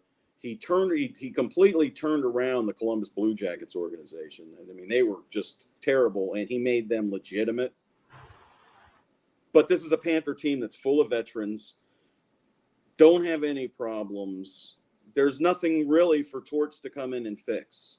And if he's just going to come here and sit behind the bench, but that's not his style. And I don't know. He still could be the coach. I don't know. It just doesn't seem like a good fit just because he knows Zito. I know that's the easy narrative. And Zito loves him. Let's not kid ourselves. Zito loves him. But I don't know if he would have the support in the room or even in the front office with Roberto Luongo. He played for him for 1 year in Vancouver and forced to trade to Florida that year. 1 year in Vancouver, and Lou was like, I'm going back. I'm done. And that facilitated the trade back. All right. So if not him, who's the other experienced name out there that you can see taking the job? There's a couple experienced coaches. The list isn't great because you're doing it 7 games into the year. I mean, you've got a lot of guys that are at home playing golf. If this would have happened last summer, you would have been able to have your pick. I mean, not Gerard Gallant per se, because I don't think that was going to happen again. But there were other opportunities for head coaches. I mean, Claude Julien, I think, would be a good fit here. Won the Cup with Boston. He would have some supporters in the front office. He's got a little fire to him, but he's more laid back. He would be more, let's just, let the assistants run things and do things. That's not Torts' style. But Claude Julien, I think, would be able to come in here and kind of, guide the ship and be a very calming thing. And then, you keep him through the year, you try and win a Stanley Cup. And then next year, maybe you look for your coach moving forward, which could be a guy like Andrew Brunette. Right. Okay. Yeah. By the way, it is Brunette, right? Not Brunetti, because there's an E at the end. So I just want to make sure. I think it's Brunette. I was saying Brunetti before, but it could be. It could be. Bruno. Huh? All right. Bruno. We'll figure that out. All right. Follow him on Twitter, by the way, at George Richards, and FloridaHockeyNow.com is the place you want to go also to keep up with the Panthers.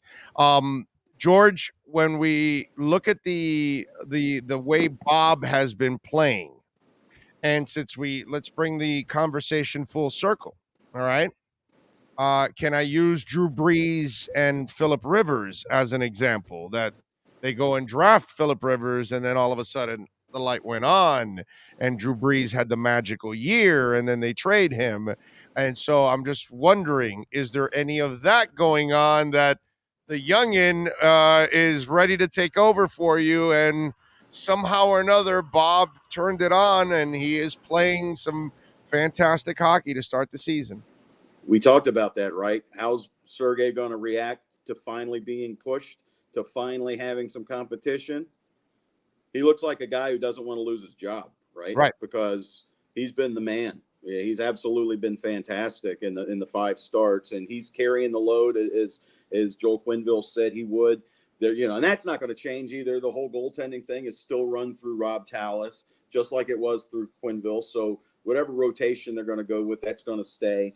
But yeah, Joel Quinnville said we're going to give Sergei Bobrovsky the workload and see where it goes, and they did, and it's worked. 5 out of 7 starts. I expect him to start tonight. I haven't checked to see what's going on yet.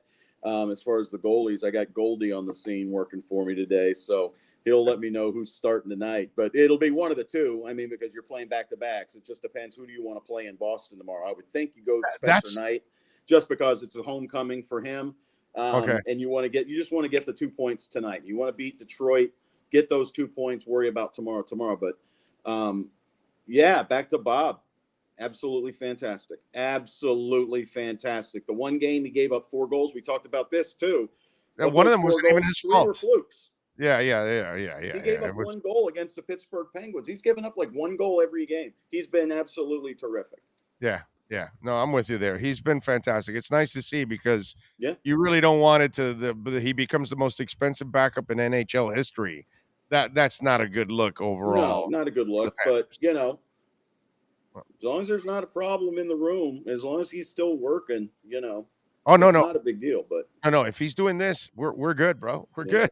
This is what we wanted. This is why they signed you, bro, because they wanted you to play like this, and it looks like everything is coming, together right now. Now, one more thing before I let you go. The other night, I almost get the feeling like the Panthers realized they effed up in putting Coach behind the bench as this thing was festering and growing. And then that's why I bet they thought Coach could answer questions and everything. And then they brought Zito in after, and they realized, you know what? Coach better not address the media. Let's put Zito in there. How much do the Panthers realize that the optics of it and everything, that they screwed up? They should not have put him on the bench that night. They should have put him on ice and wait till we had the opportunity to see the Kyle Beach interview. They didn't. And that was the hammer. Joel Quinnville, without that interview, is still the coach of the Florida Panthers. Joel Quinnville meets the media Wednesday night and not general manager. When Zito walked in the door and looked at me, I was like, yeah, that's it. He's out. He's done. Of course. Just the look from Zito told me that this is over. because of that interview. That was a damning interview. He hammered Joel Quinnville as much as he could, and that was that. And the problem, that interview came out just before the Panther game started. The Panthers had already committed. The Wednesday morning, Joel was out there running the morning skate. Joel spoke at the morning skate. Right. Joel's the coach. And I think the Panthers didn't want to lose Joel as a coach. He's part of their family. That didn't happen here. And Joel, listen, for whatever you read the report, if you go back to 2010, I kind of get it. They just won the Western Conference Finals. They're going to the Stanley Cup Finals. These drinking beer, celebrate with everybody. Joel, we need to talk to you right now. But what's going on? Well, we kind of hear this, and that. What? It was very unclear, that meeting. Nobody really knew what happened. Now we know what happened, but I don't think they knew then. And Joel Quinnville's attitude, like, you guys handle it. Let me go win the Stanley Cup for Chicago for the first time in 50 years. Let me go turn this city on its ear. Let me turn this city into a zoo. You guys worry about that. Now, he let the video coach stay on. And that was, you hear anything like that, that guy's out. He's the video coach. Get him out of here. Yeah, you can replace Call that a buddy. 1,000 times over. In Philadelphia. Hey, can your video coach come to Chicago and help us out? You trust him, I trust.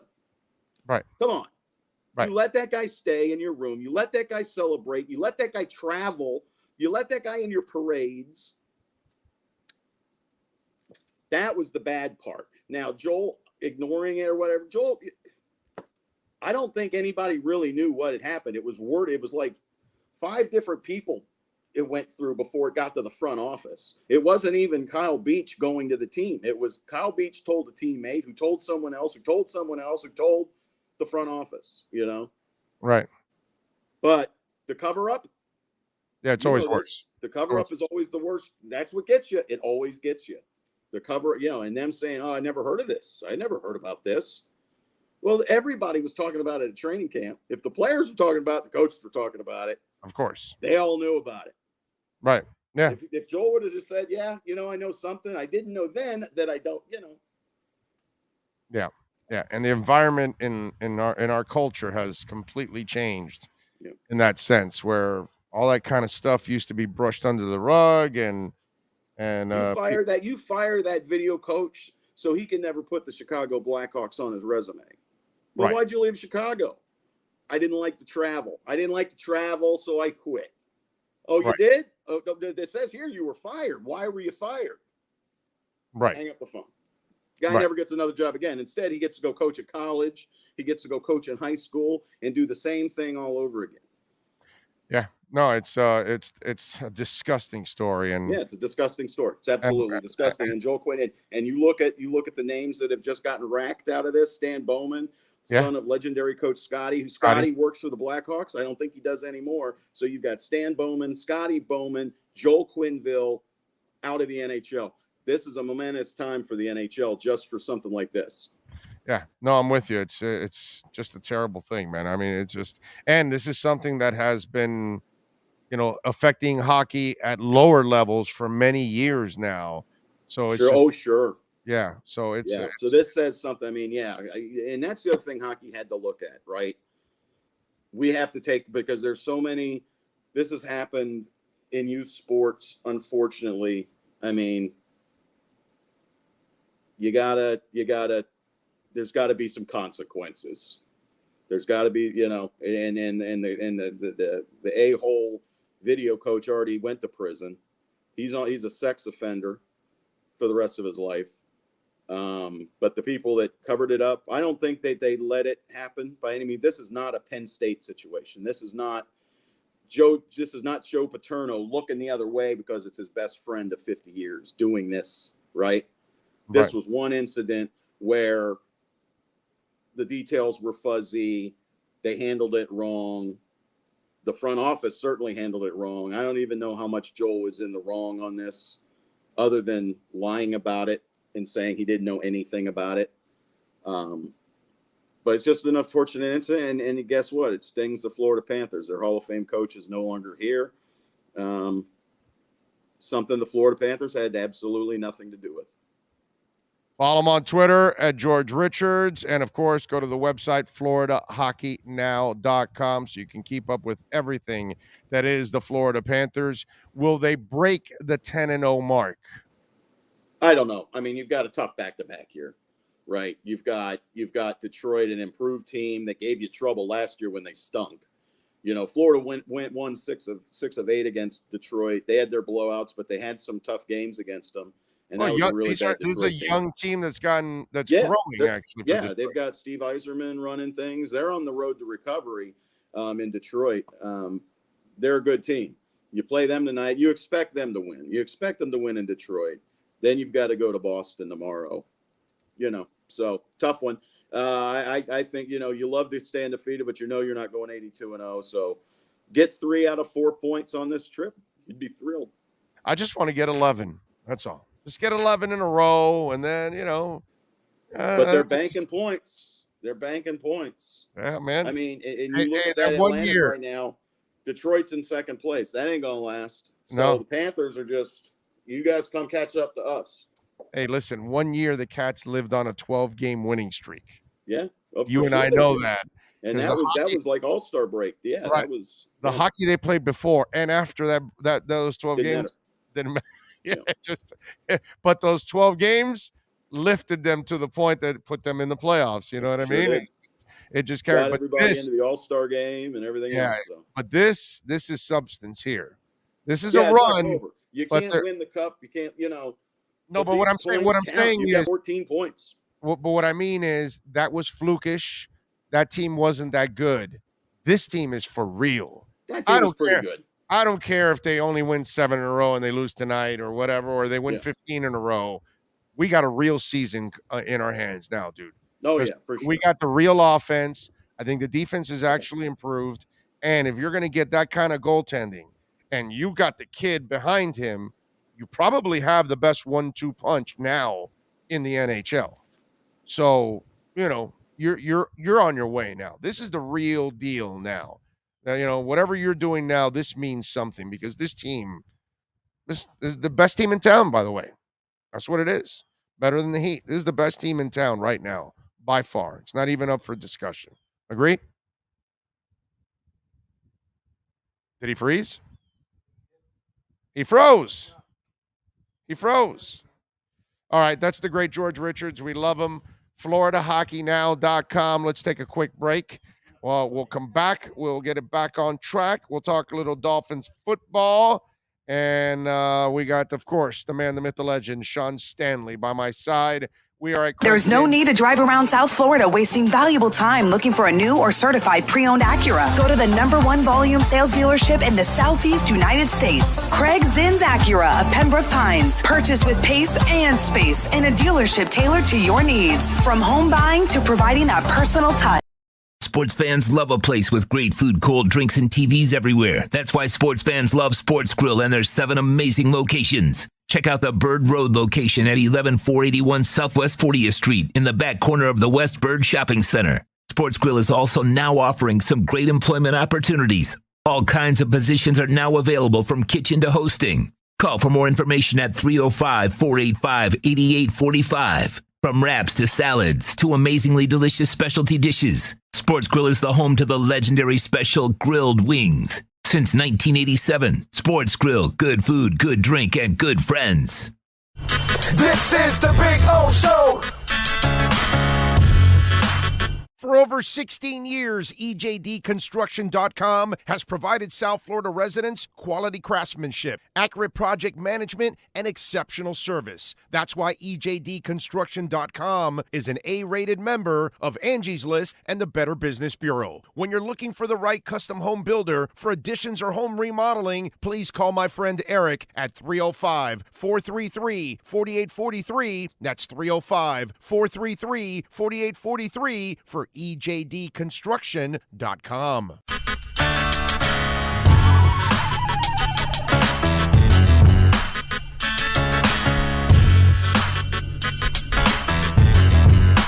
This is the Big O Show. This is the Big O Show. All righty, we are back. Although I don't see myself. Oh, there we are. Okay. It was all a dark screen there. Okay, welcome back.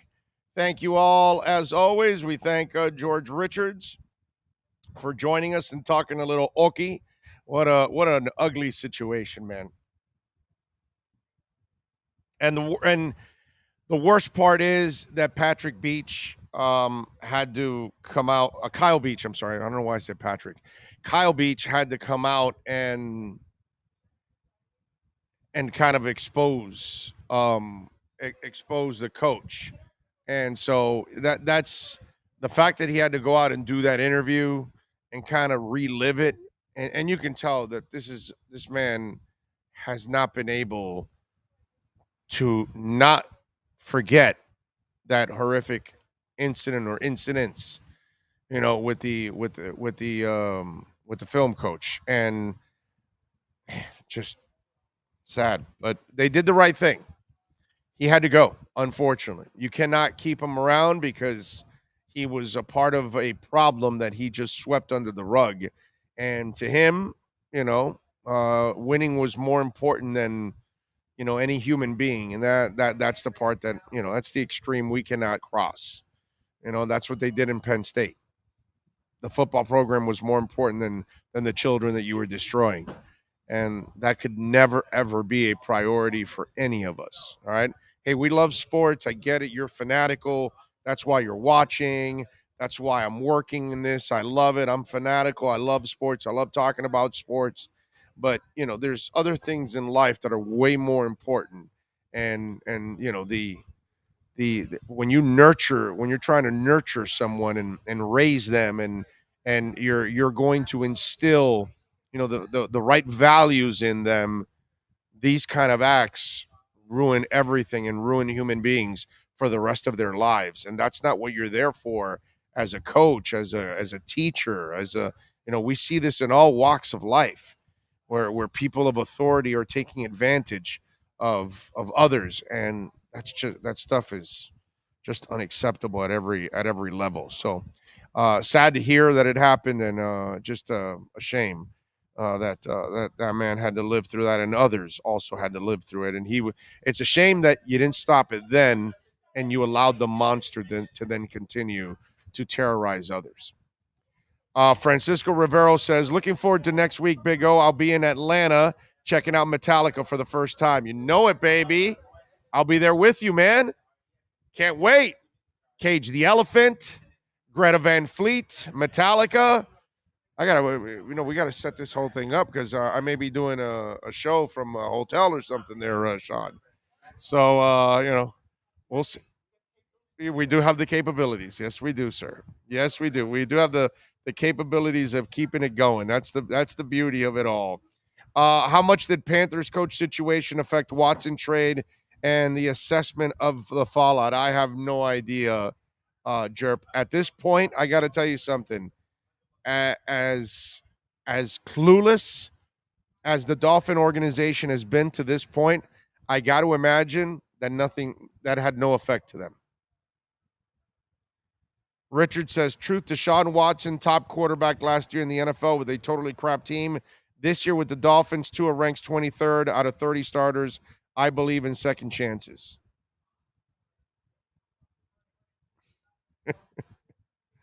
I wonder what the statute of limitations for that, so he can maybe press charges. Well, I mean, the guy's already in jail as it is. Thanks for the show today. As always, hashtag Finn's Loyalty from the UK. Take care, Big O. Thank you, Trekkie Trek. I appreciate you checking us out all the way from the UK, man. Thank you very much, sir. So we get ready for the Dolphins and the Bills on Sunday. Remember, get on out to Sports Grill in Miami Lakes. We're going to be out there starting at 11 a.m. We will broadcast. They open at 10 a.m. So if you want to come on out and have breakfast, you can chat with us if you want. If you want to come on out and have breakfast or lunch and watch the games, let's do it. We'll be out there doing our pre- and post-game show. It's our final show at Sports Grill in Miami Lakes. Next week, we move over to Sports Grill on Bird Road. And, I'm not complaining. It's going to be Sean's chance to complain because he's the one that's going to have to drive a little farther. You see, the Sports Grill Miami Lakes, Sean, it's like an 8-minute drive for him, right? For me, it's a 40-minute drive. I'm going to miss it. Yeah.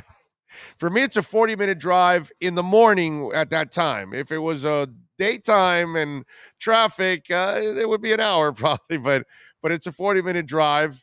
Now, the Bird Road one, well, now for me, it's going to be a 10-minute drive, and for Sean, it'll be the 40-minute drive. Waking up at 7 on Sunday. Yeah, the only good thing, the good thing is you won't have any soccer games in the way. Yeah, no. That you won't have to race out to do anything on tomorrow. Yeah. Tomorrow will be my last one. Yeah. What? No. Tomorrow? No. Don't you have one more? It's the last be with you at Sports Girl. Oh no, I know. But what I'm saying is you have 2 soccer games left, right? So yeah. No. So it's tomorrow, and then next Sunday is the game where everybody plays at the same time. Oh, okay. It's whatever it's called. I forgot what they call it in soccer. But, Okay. All right. Yeah. Decision day. Oh, okay. Decision day. Okay. All right. So there you go. All right. So good stuff. Oh, do you have any idea about the set Metallica will be playing? Hoping to hear some old songs. Well, hey man, let me teach you something, bro. I'll teach you something, son. All right, I'm here to teach you, son. We've been around the block a couple times. So what I want you to do is I want you to go to a website called Setlists.fm. And I'm going to put Metallica. And on October 10th, they were at Aftershock. Now, the problem is, and I'll read this. They did Hardwire, Four Horsemen, Welcome Home. They did The Struggle. They did the whole Black Album. Struggle Within, My Friend of Misery, The God That Failed, The Wolf of Man, Nothing Else Matters, Though the Never, Don't Tread on Me, Whenever May Roam, The Unforgiven, Holier Than Thou, Sad But True, Enter Sad Man, and then encore was Fight Fire with Fire and Creeping Death. So on Aftershock, they did 2 different concerts. So that's the whole thing. And the second night, they did Whiplash, Ride the Lightning, Harvester of Sorrows, Cyanide, The Memory Remains, One, Frenetic, Moth into Flame, No Leaf Clover, For Whom the Bell Tolls, Whiskey in the Jar, Fade to Black, Master of Puppets, Battery, Fuel, and Seek and Destroy. Looks like they're doing around 16 song sets. So that's what they're doing. So you gotta look at it, and so they're doing 2 sets. The one that I first mentioned with the Black Album, and then they're doing the other one. And yeah, it's pretty much the same one. So yeah, Whiplash, Ride the Lightning, Harvester of Sorrow, Cyanide, Through the Never, One, Sad But True, Moth into Flame, Welcome Home, For Whom the Bell Tolls, Whiskey in the Jar, Fade to Black, Master of Puppets, Hardwired, Fuel, Seek and Destroy. Those are the kind of things that we're going to get. So you're going to get about 16 songs of that. That's what they've been playing pretty much throughout. Yeah, that's the one. That last one I just read, that's probably the one you're going to get. Those 16 songs right there.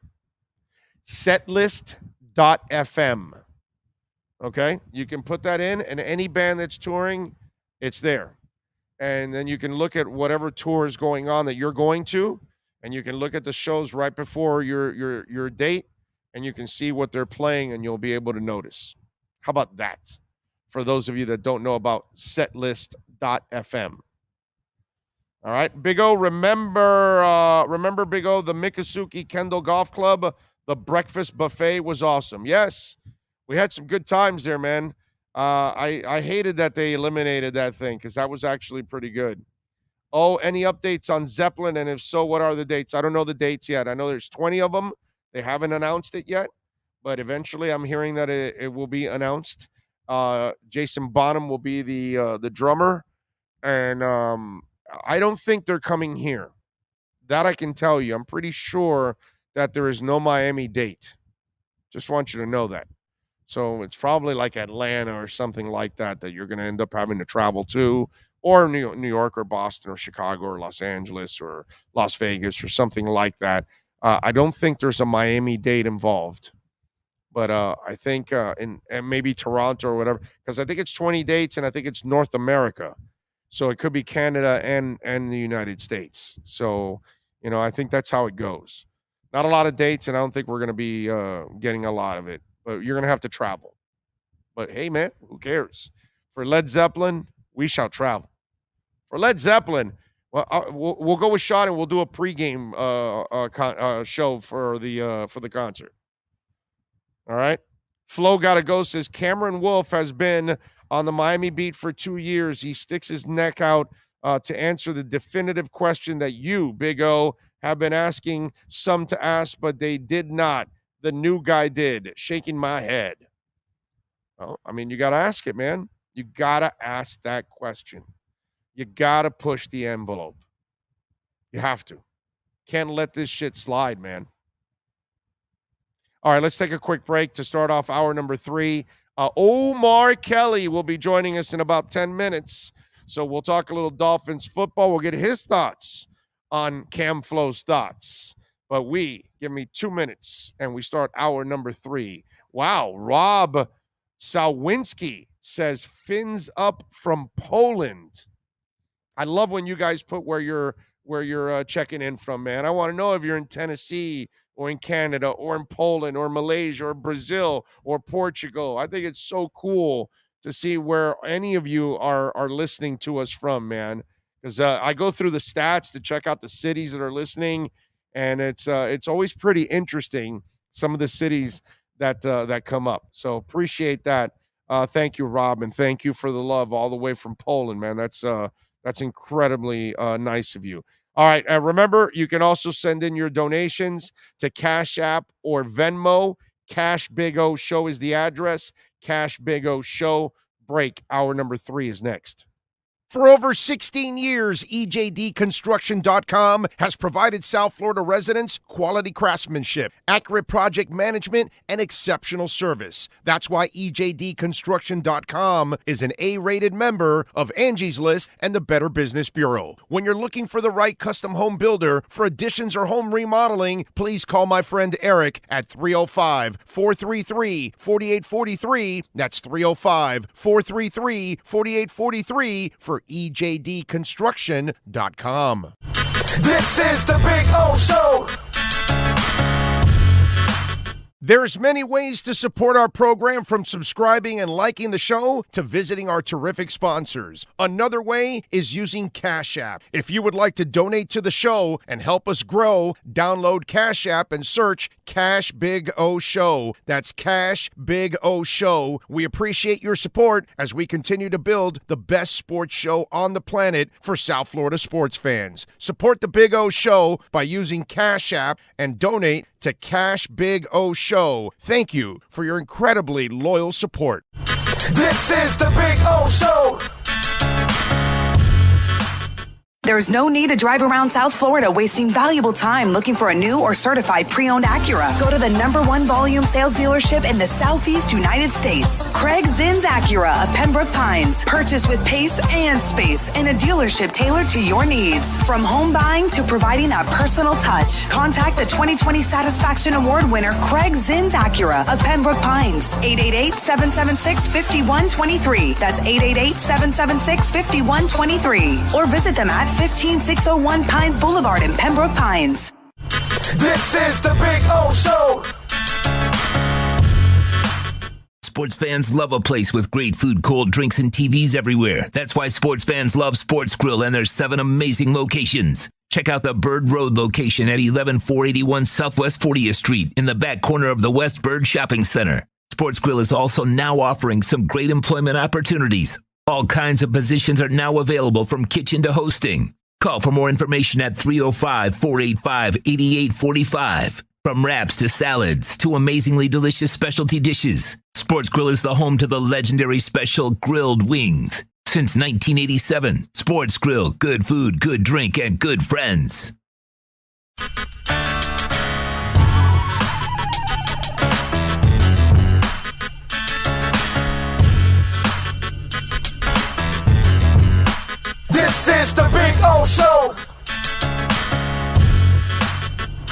This is the Big O Show. This is the Big O Show.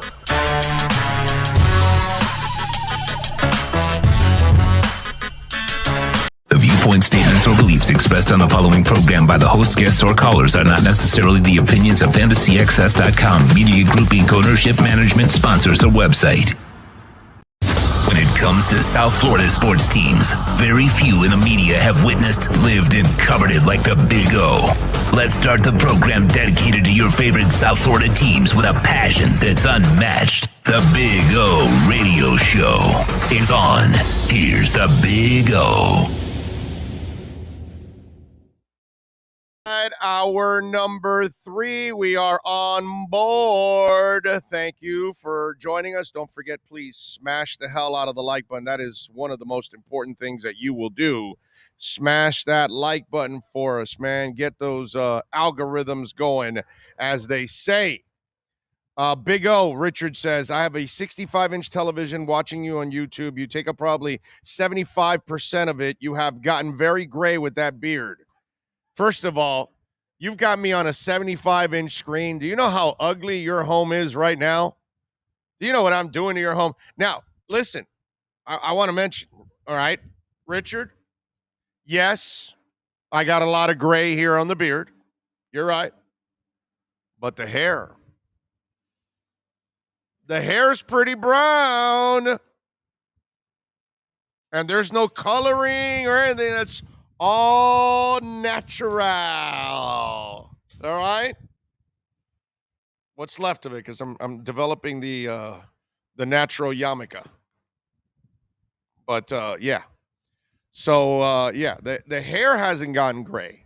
It's funny how the beard has all this salt and pepper, but the top of my head hasn't gotten like that. You would figure that the top of my head would be like this, and it's not. It's really that part is I'm not complaining. I mean, eventually it's going to happen. It happens to all of us. Hey, man, listen, I'm 55. I got plenty of friends of mine that lost their hair in their 30s. Okay? Didn't have any hair in their 40s. And in their 50s are completely bald, or they've got like 3 strands left. You know what I'm saying? So I can't complain too much that I've got my salt and pepper, goatee, but my hair is still, pretty much intact. It's not too bad, so I can't complain, it's all right. It's all right if I got a little gray, but you, sir, are torturing yourself by having my face on a 65-inch screen. Wow, that is scary stuff, man. You're a brave man, Richard. You are a brave man. Flo Gotta Go says, I'm actually in Stockholm, Sweden right now. Wow. Chip Brown is checking in from Ocala. Joseph is in Bangkok, Thailand. Tuttle Army says Wolf was on the Finns beat starting in 2018. Yes. GP Trap says, Big O, you never get excited when I say Pompano Beach.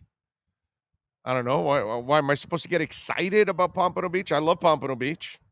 Nothing wrong with Pompano Beach.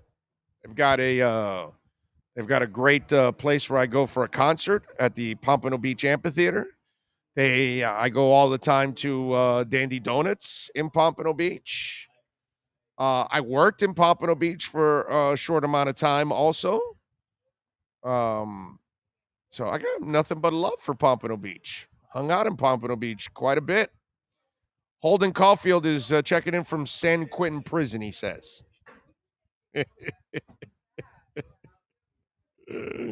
They got good internet there in San Quentin, huh? All right. Way to go. Jeff Stoudemire is in Alabama. There we go. I like it. Nyborg is out in Northern Virginia. John Fairless says, Finns fan since 93 snow game, and he's texting from Seattle. Mama, I am not a fish is up in Pennsylvania. King Short says, Finns Carolina strong in Stubbly Oaks, North Carolina. And Rob says he's been a fan, the guy in Poland. He says he's been a fan since 92. Richard says, the last time I saw you was at Mardi Gras Casino. You were with Mike Piazza, I believe, 560 or 610. I'm not sure. It was 560. 560. Let's see. What else? John says, Big O, AC/DC versus Metallica versus Iron Maiden. No offense to Brian Johnson, but Bon Scott was the man. I'm a Bon Scott guy. I love Brian Johnson. Don't get me wrong. I love all AC/DC with Brian Johnson. Love it all with Bon Scott. But gun to head, you got to go Bon Scott for me. That's how it goes. Okay? And AC/DC versus Metallica and versus Iron Maiden. Well, that's not a fair question for me because I'm an Iron Maiden fanatic. So I'm always going to pick Iron Maiden over every metal and rock band out there. The question would be AC/DC or Metallica. I'm going to go AC/DC, then Metallica. And I love Metallica, but AC/DC for me is just, it is what it is. John Santos says, you do have a bald spot. Yes, thank you, John. I think I mentioned it. Yes, John. I'm pretty honest about everything, John, okay? Yes. I am not perfect. Okay? Blake McDonald says, at least you still have hair. That's right. I still have hair, man.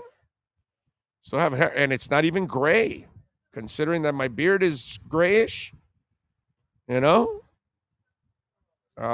see. My hair is jet black, but my goatee is all gray, too. We're on the same boat.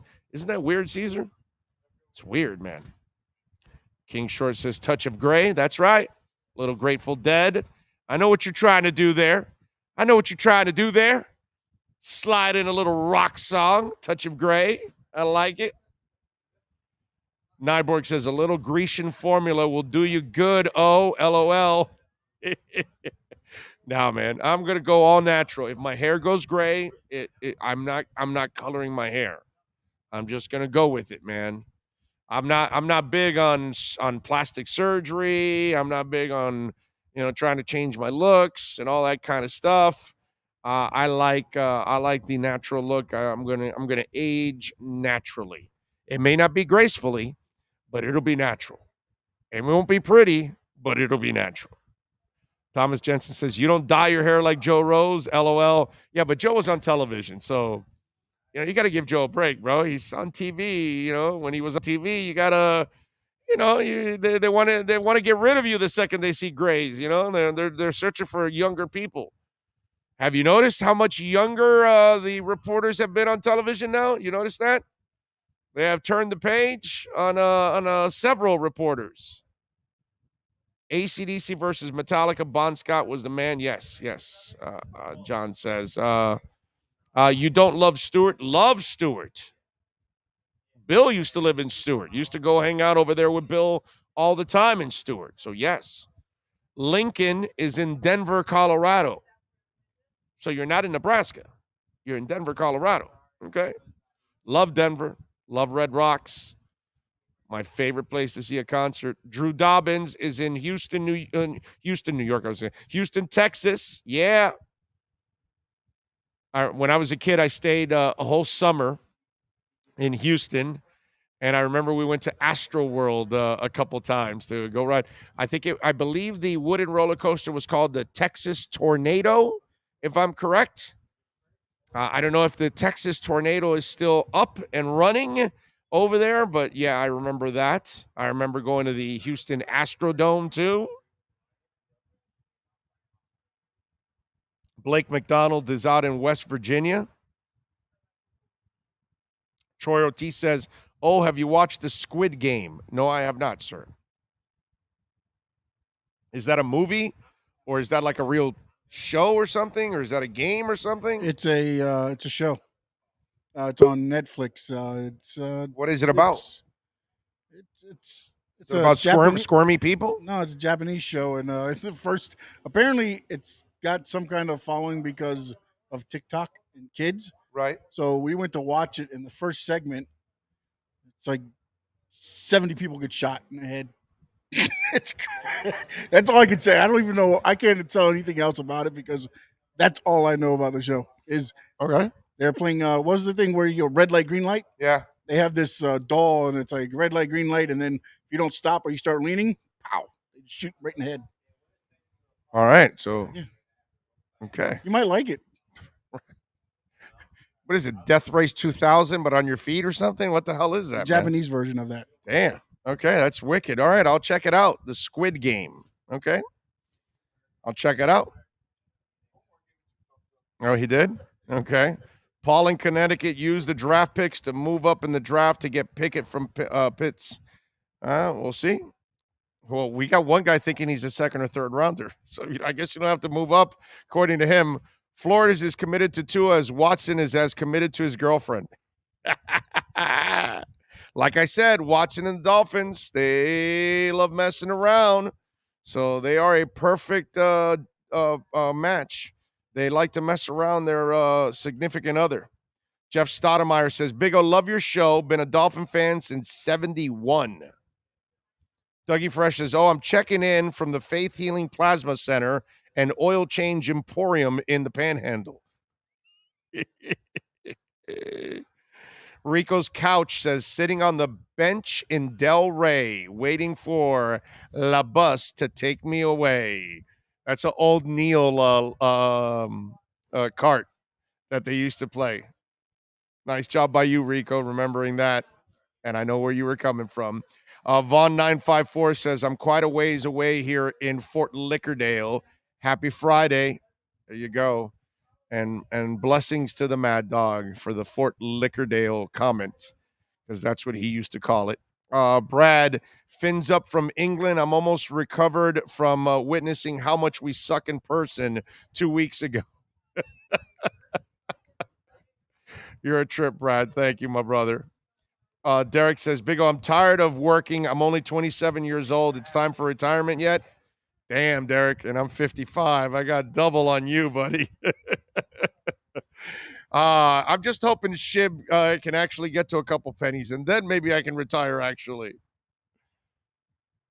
Let's see. Caesar says, I told my girl as soon as I start losing hair, I'm shaving my head. I'm not going to rock the monkey butt on top of my head. Anthony A says, for a young, inspiring reporter, any recommendations on where to start, Big O? Thank you. Anthony, completely honest, don't go to radio. Okay? Go to digital platforms, find websites, blogs, those kind of things. Try to find radio stations now that are moving more to the digital side of it, but they're not like real radio stations. I'm not even going to say there's no such thing as a real radio station anymore. A station is a station. It could be digital, it could be analog, it could be whatever. But I'm saying places that are making a digital home. Okay, not that don't work for corporations in radio. Put it that way. Don't go working for Odyssey or something like that.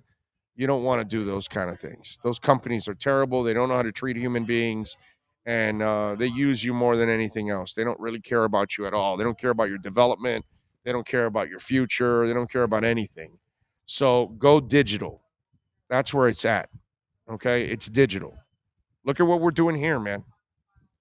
It's just a couple of people putting all of this together, and we're outdrawing the stations locally here right now.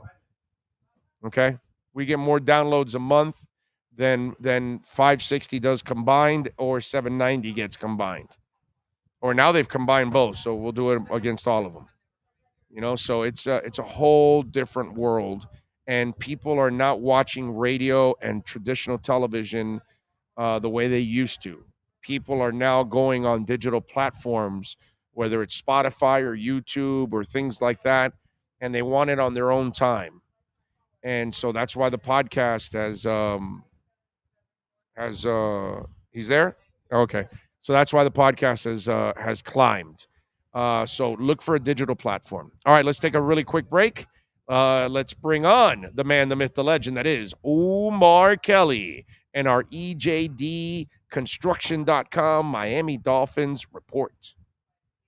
For over 16 years, EJD Construction.com has provided South Florida residents quality craftsmanship, accurate project management, and exceptional service. That's why EJD Construction.com is an A-rated member of Angie's List and the Better Business Bureau. When you're looking for the right custom home builder for additions or home remodeling, please call my friend Eric at 305-433-4843. That's 305-433-4843 for EJDconstruction.com. The viewpoint statements or beliefs expressed on the following program by the host, guests, or callers are not necessarily the opinions of FantasyXS.com, Media Group Inc. ownership, management, sponsors, or website.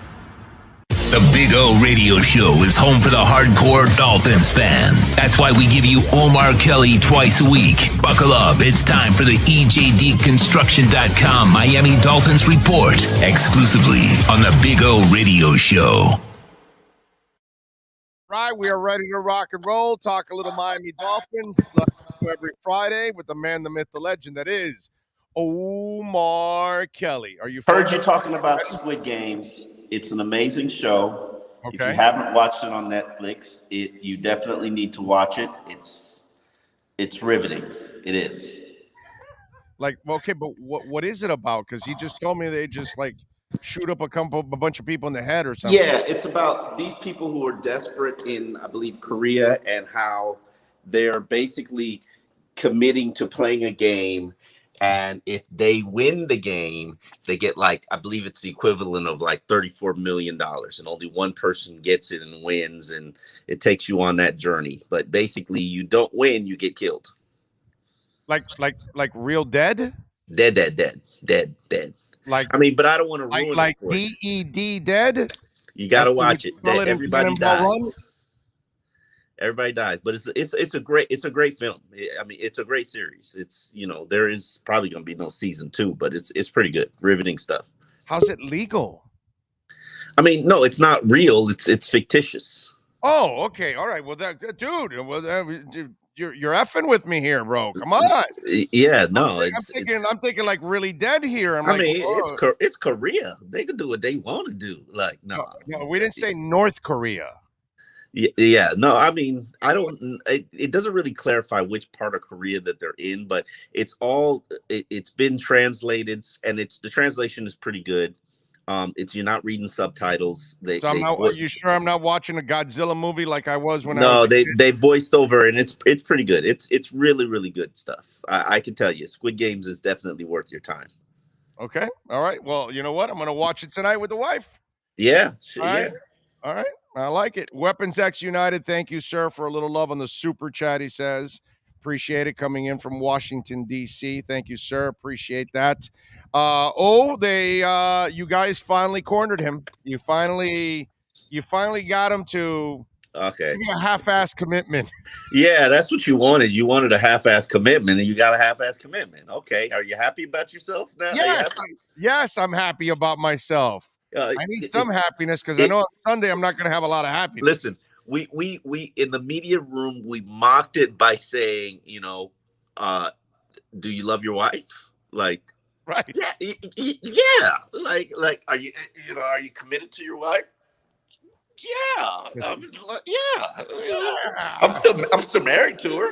Like, yeah, it's if she happens to be around, I'm committed to her. Yeah, but if that's my best. She's over there in that neighborhood, and I'm over here in another neighborhood. If that's my best option, yeah.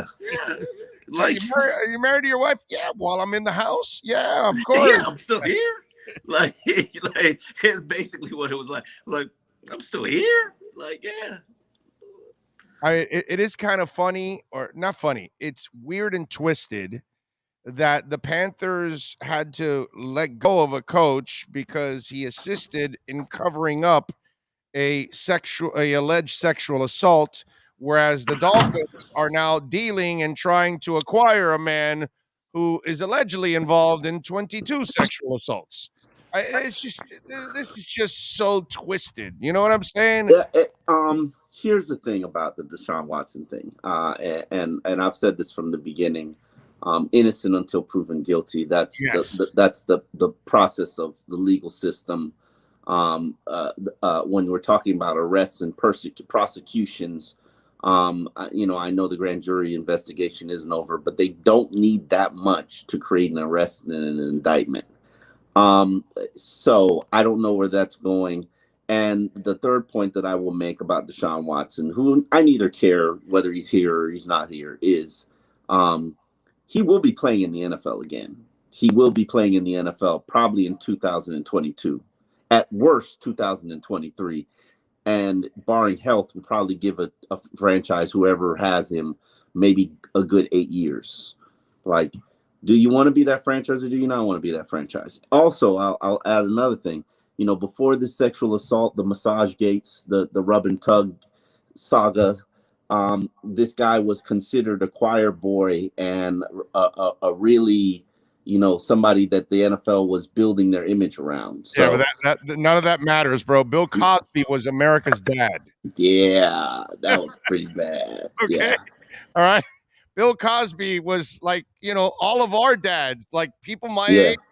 Like that's what that was. Yeah, Bill Cosby carried us through Fat Albert. Gave more parenting wisdom than your own parents. Yeah, dude. It's like, wow. So, and this has happened throughout the history of time, that we've had people that have had the impeccable image and then they ruined it with something that, well, holy crap, I didn't expect that. Yeah. Yeah, that's the twisted part, dude. I mean, then it happens. We're all twisted humans who do sick, sadistic shit sometimes. Like, to me, you should see Sean Stanley attack the breakfast buffet on Sunday at Sports Grill. Yeah, there are some twisted things in life. You're man, right. I need some Sports Grill wings. Every time you mention Sports Grills, I just can't. I don't know if there's anyone close to me anymore. But if you're home on these road games, why don't you just come on over and I'll treat you to some wings? Oh, that you know how much work it is. It's He can go pregame and go hang out with us. I need some Sports Grill delivery. That's what I need. I have had Sports Grill in like forever, and they make that double grill wing. Now he wants to order delivery. He's doing everything not to be with us, Sean. It's not that. He's doing. He's just avoiding us, Sean. That's it. I think he wants us to bring him the wings. Yeah, that's what he wants. Yeah, it's my work environment. I don't like people talking to me during football games. Like, people talk. That's very people don't understand how weird it is to be a reporter covering a game, and especially during the COVID era where we're like covering it from TV, which is even weirder. I need silence to get my thoughts together. But anyway, go ahead. All right. So now I would imagine even the way he committed to Tua. Barry Jackson in house. Barry Jackson's in the house. There he is. All right. Tell him to freaking write about the only show on in South Florida here, that is like over 1.5 million downloads, and he gives loves to everything else except our shows down here. Does Barry still do a media column? Well, yeah, when it's negative for us, that's it. It's not when it's positive. He definitely leaves us out of the. Let's talk about Deshaun Watson, not Barry Jackson. Yeah, all right. So tell Barry to damn right about our podcast, because we got Ira Winderman, we got Omar Kelly, we got Joe Shad, we got Alan Poupart, we got Manny Navarro, and we got Sean Stanley, bro. I mean, seriously. You're doing your thing. Our thing. Our thing. I never say me, I never say that. I always say we, because you can't do it by yourself, dude. You can't do anything in life by yourself. You always need some help from other people, man. So let me ask you this question. Yes. Let me interview you. Yes. You know what Tuesday's about? Yes. 3 first-round picks. You making a deal? That's what I was going to ask you. No, I'm not making the deal. I would never make that deal. Are you kidding me? You're not making a deal for 3 first-round picks? I'm not making any deal with them until I find out what the hell's going on with that guy. Oh, so you're not making a deal no matter what? No matter what. I would not make that deal. No. Okay. I respect it. Omar, in fact, I find it irresponsible that Stephen Ross has allowed his team to be even included in these conversations. If I owned the team, I would have squashed it from the get-go, and I would have said, hey, Chick-fil-A. we will talk Watson once he is cleared of all charges, then we will find out. Okay. You can't do you can't include yourselves. According to the Houston Chronicle, that's kind of what they've said, which, you know, it is what it is. I don't care. I don't believe anything anymore. I don't. Omar, you're not making it on November 2nd because nothing's going to be resolved November 2nd. True. Like I said, I don't believe that. I don't believe that report. I don't believe that report to begin with. So right. Drew Rosenhaus also 2 weeks before the regular season was like, well, maybe they can resolve the issues. I'm like, Drew, don't you have a law degree? Don't you know that none of this is going to be resolved until next resolves year? the issue. Doesn't but none of this was ever going to be resolved this year. None of it. Yeah. This is courts, bro. This is stuff that takes forever. No. The right amount of money can make the civil lawsuits go away. Settlement can make it go away, right? Yeah, but he doesn't want to just settle because he's then got to pay 22 people. That's a lot of money on top of everything he's spending on that lawyer. It's a lot of money, dude. He might have made a lot of money, but he can lose a lot of money if he has to pay 22 people. Yeah. Now, if he feels that he's truly innocent, Omar, then he's going to fight this thing all the way to the end because that's what any of us would do if you really are innocent, correct? You just make it go away. Most people. All right, so let me ask you. So you asked me if you would still do the deal. So is there a part of you that actually thinks this could happen by Tuesday? Yeah, I do.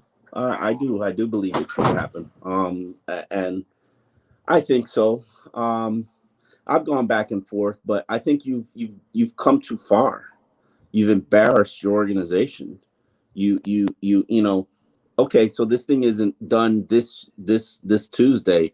So you're gonna have Tua ask the question every week: does he feel loved, appreciated, respected by the organization, even though they got a backdoor deal with Deshaun Watson, and you're really just a quarterback temporarily? Like, are we doing that all season long? Is that what we're doing? You know, Flores and his lukewarm praise of Tua and his, you know, lackluster commitment. His teammates, you know, they want to get with Watson too. Like, is that really what you want to do all season long? I mean, well, that was the funny part about Flo's reasoning with you guys today in the press conference. Like, he's not about distractions, but about allowing the distraction to fester. He has all the power to end it the way Mike Tomlin did, you know, because we did that 2 days ago. We play Flo's comments and we played Mike Tomlin's comments, and we go, that's how you end. See, but here's the thing. I hate how you people, the media, look at me, you people. I hate how the media portrays it. Oh, why doesn't he just end it? Well, he doesn't end it because he's interested. Exactly.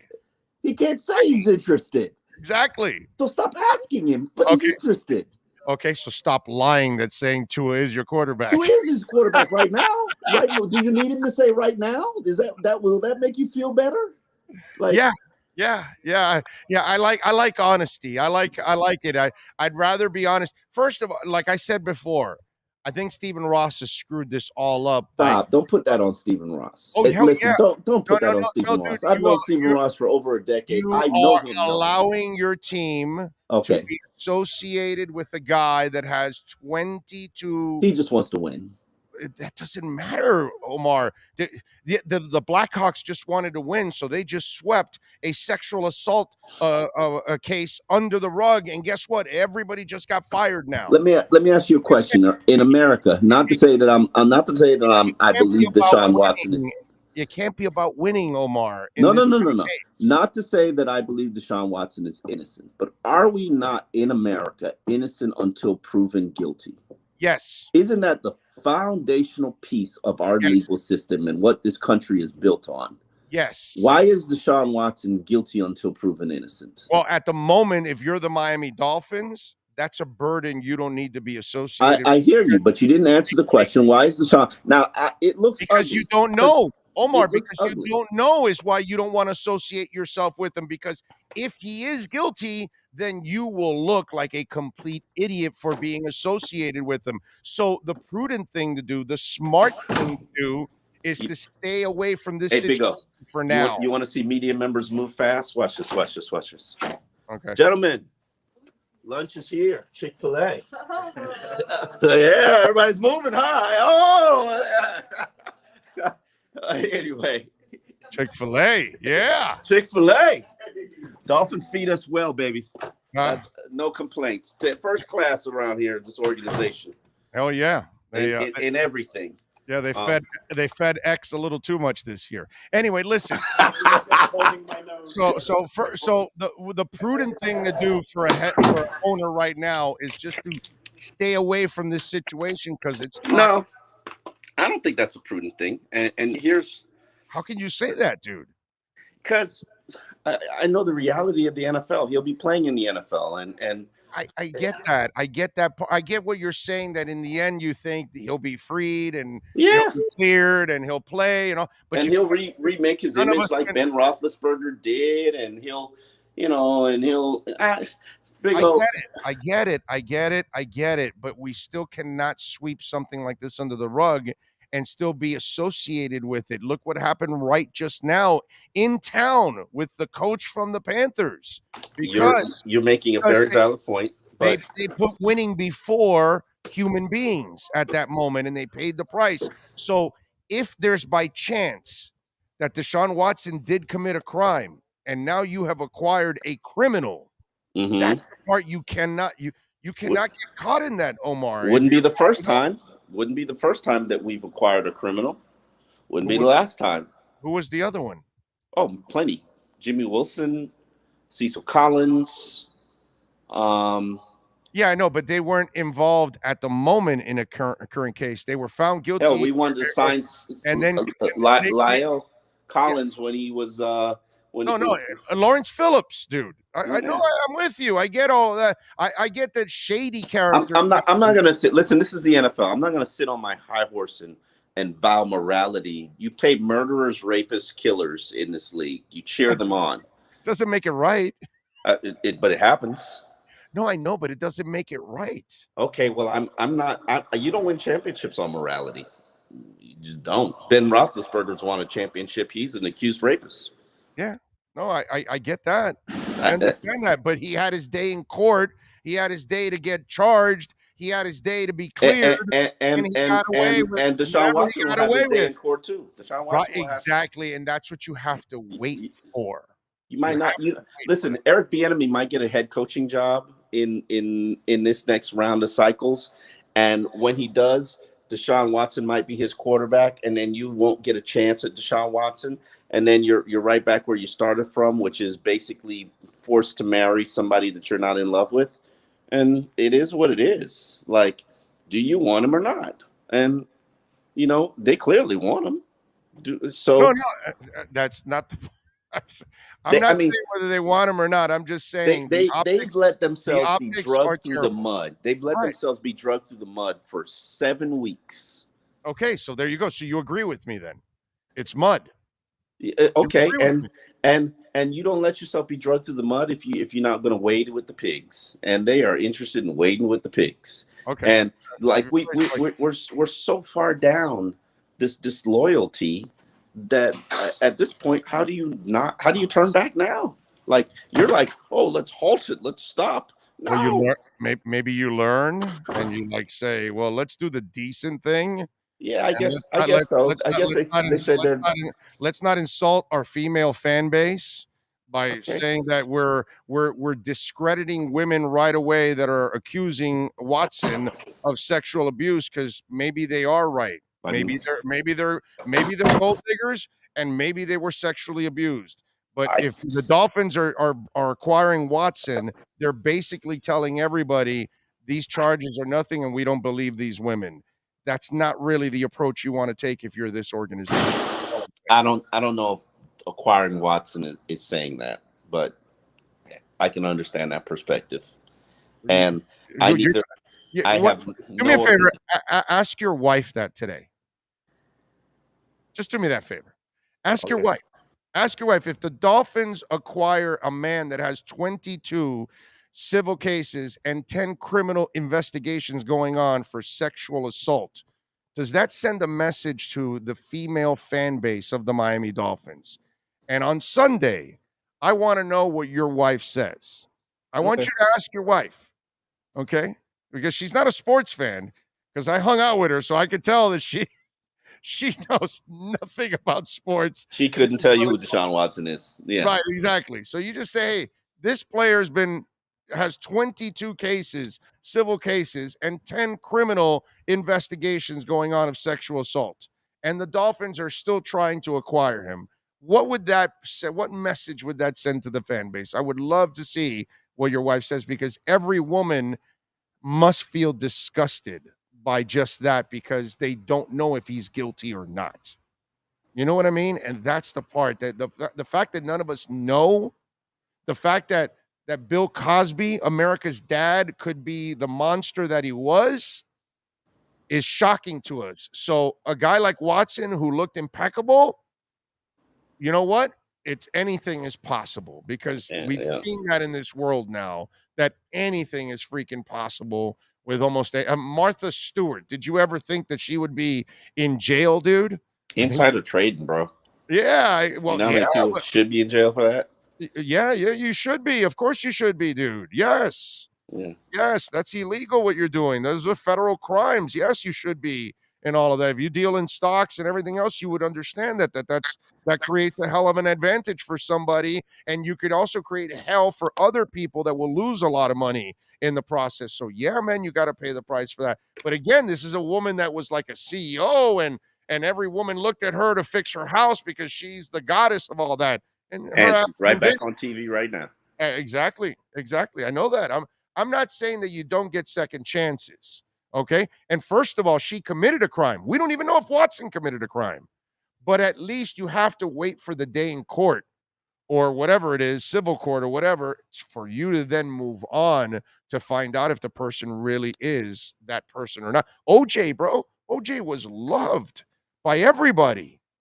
And when we found out that he was a double murderer and he got off, we like freaked out. Like, OJ, really, dude? Like, wow, nobody ever saw that coming. You know, that kind of stuff. This happens all the time, dude, with people all over, all walks of life, that we have an image of them, but we don't really know who the hell they are.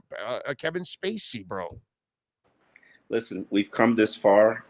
You know? We've come this far. If you polled people inside the organization, I think that they tell you that they want it to happen. So I'm all aboard. Like, just do it, pull the plug, pull the ripcord, and we'll see what happens legally and performance-wise and with Tua. But I got to get out of here because we got practice availability now. Go. Do your thing. Much love. We'll catch up on Sunday. All right? You be good. All right. Talk to you later. Later. Follow him on Twitter at Omar Kelly, and that is our EJD Construction.com Miami Dolphins report. You've been listening to the EJD Construction.com Miami Dolphins report with Omar Kelly. For additions, home remodeling, or custom work, call Eric at 305-433-4843. EJD Construction.com is the custom home builder and general contractor you can trust. 305-433-4843. All right, we are awaiting. Manny Navarro will be joining us. He's ready to go? All right, let's do it right now. Let's go to our Canesware Miami Hurricanes report. If you're a Miami sports fan, then there's only one store to go to, and that's Canesware at Miami Fanware in Davie. They're your one-stop shop for all your inner Miami CF, Canes, Dolphins, Panthers, and Marlins merchandise. They have hats, t-shirts, game day jerseys, and so much more. Located at 2511 South University Drive in Davie, and open 24/7 online at canesware.com or innermiamiwear.com. Call them at 954-835-5597. Canesware, the spot where inner Miami and all Miami sports fans shop. The viewpoint, statements, or beliefs expressed on the following program by the host, guests, or callers are not necessarily the opinions of FantasyXS.com, Media Group Inc. ownership, management, sponsors, or website.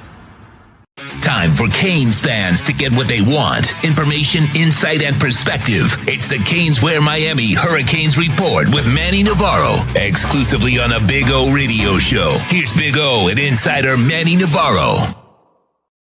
Friday. right, we are here. All right, we ready? Manny Navarro, the man, the myth, the legend. Follow him on Twitter at Manny_Navarro. You're at an airport, right? That's why you're masked up. Is Pretty that much. Yeah, I'm in Charlotte waiting for my flight to Pittsburgh. Okay. All right. Good stuff. Pitt to see Pickett. All right. I like it. I like it. I like it. This week, did you pick up that maybe the team got a little bit of confidence from their win this past week? That's what I'm hoping. I'm hoping that this is kind of a ball and maybe starts to roll a little bit. I know I'm getting ahead of myself because it's just one win and all that stuff, but man, I was really impressed with what they did last week. I'm not saying they're a good team or anything, but I would like to see a nice effort against a really good quarterback this week. Yeah, I think there's definitely a lot of confidence. I think Tyler Van Dyke did that, with kind of talking the talk and walking the walk against NC State, and playing well. I mean, 4 touchdowns, no interceptions, and really looking like a guy who could read defenses a lot better than he did his first 2 games. I mean, he was making smart decisions with the ball, and it was a good NC State defense. That was the number 1 third down defense in the country, and I thought he did a really good job whenever they turned up the heat on him of finding open guys and making the right decisions. So I think as long as Tyler Van Dyke plays at that kind of a level, I think they've got a shot to win this game. Yeah, no, I'm with you there, man. I mean, it's a matter of, does Miami have a defense that can force Pickett into something he doesn't do? Mistakes. Yeah, And I mean, 1 interception all year. Yeah, that's the key to me that I see there. Can they shut the running game down so he doesn't have an option? And 2, can they force him into a couple of mistakes? If they can't force him into mistakes, they've got to find a way to shut down that offense. That's not going to be easy. Right, and we don't know what the situation is with his leading receiver, Russell, and Jordan Addison, and then I think his number 1 running back also. Both of those guys are coming back from concussion. I don't know if they've been ruled out for the game yet or not, but I know that during the week that was some of the conversation. So they might be limited with some of the guys, some of their lead guys, as far as his weapons. The one thing you got to say about Pittsburgh is, they really haven't played that tough of a schedule. Yes, they beat Clemson last week, but their losses to Western Michigan. So this isn't an unbeatable team by any stretch of the imagination. Yes, they're ranked.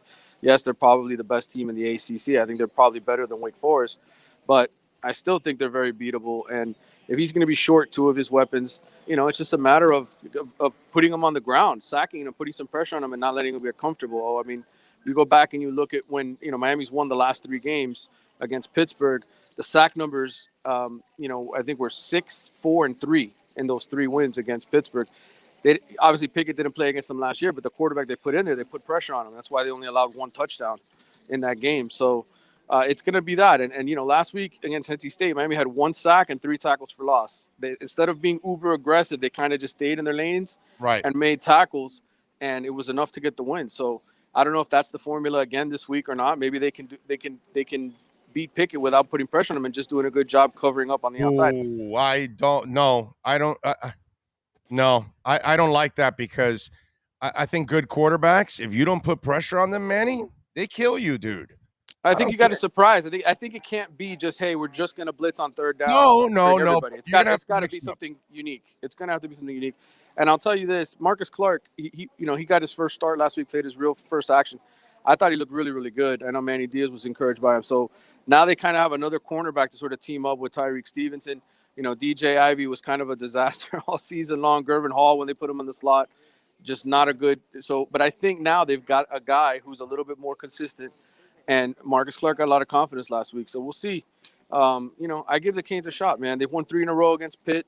For whatever reason, Manny Diaz's defenses show up against Pitt year after year after year. And they'll have to show up again tomorrow if they're going to have any shot. Yeah, no, I'm with you. I just think you have to pressure him. You have to find a way to make him uncomfortable. That kid can sling. Have you watched him? Absolutely. I know we watched him early in his career beat Miami, but I mean, you watch him this year, dude. First of all, since Marino, that's the best passer they've had. Put it that way. Yeah, you could definitely argue that. I think one thing is teams aren't putting pressure on him. Their offensive line is doing a good job. I think he's only getting pressured on 27% of his dropbacks, which is tops in the ACC. And even when he gets pressured, according to the Pro Football Focus numbers, he's like number 1 or 2 in the country when they do put pressure on him in terms of completion percentage. And I think he's got I don't know, 8 touchdowns under pressure, no interceptions. I mean, So he's a granted, smart. So he's a smart kid too. yeah, he's really so that's why I don't know if necessarily bringing the house. I mean, I thought Miami was less aggressive last week against NC State. They kept guys at home, and it worked for them. They didn't miss as many tackles. They gang tackled more. Maybe that's the approach you take at points. Maybe it's just a mix of it to get him uncomfortable. Yeah, and I think in a game like this, dude, the rooster's going to be amazing. You need to feed the rooster and feed him a lot. Yeah. Run that sumbitch into the ground. Keep Pickett off the field. Give him less possessions.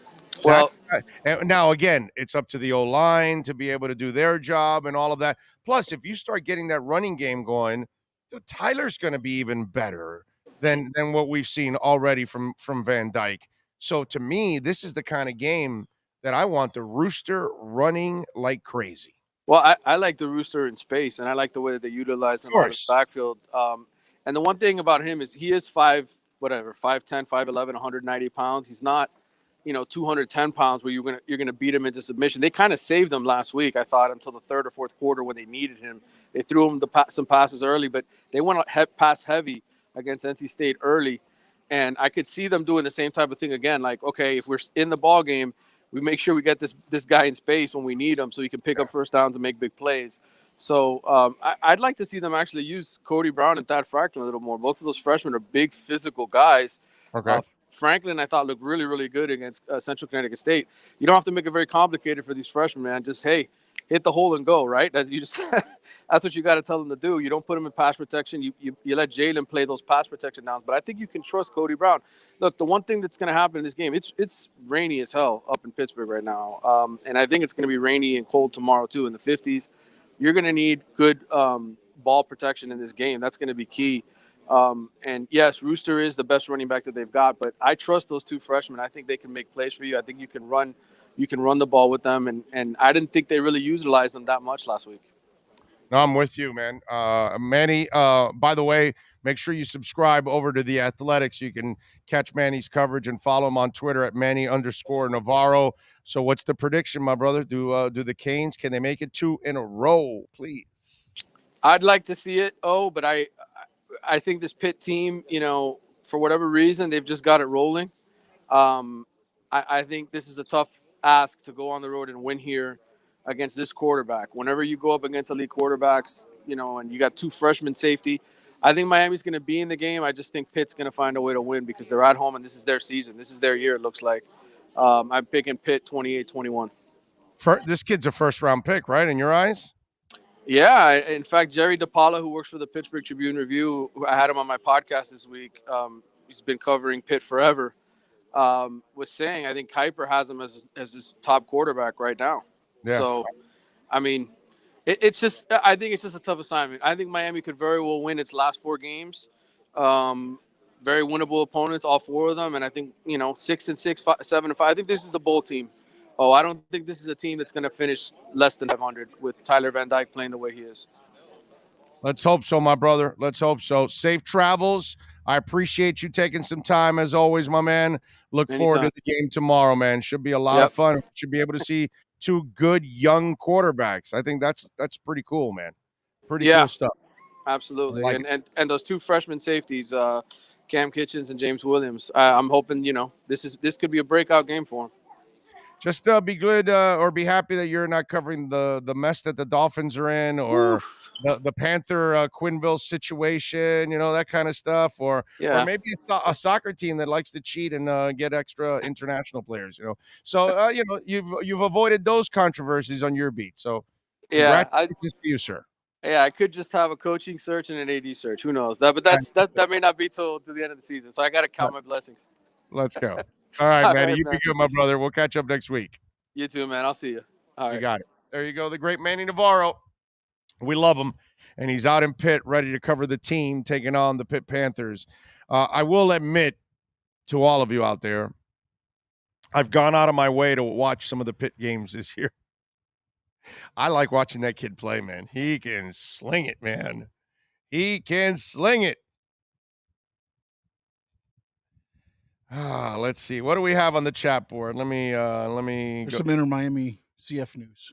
We do. Federico Higuain announces his retirement. Like now? Like Well, right I think away? He's finishing out the season. But, Oh, okay. But yeah, he's done. Okay. Yeah, he's like 37, right? Yeah. But some of the pieces, I guess, maybe for next year, starting to fall into right place like a little bit. Yeah. Well, I think it's all about getting rid of Pizarro. And it's Federico, not No, not Gonzalo. no. I want Yeah. everybody to understand That they would really be happy if Gonzalo. I think they would, yeah. Yes, yeah, they don't have to carry that salary.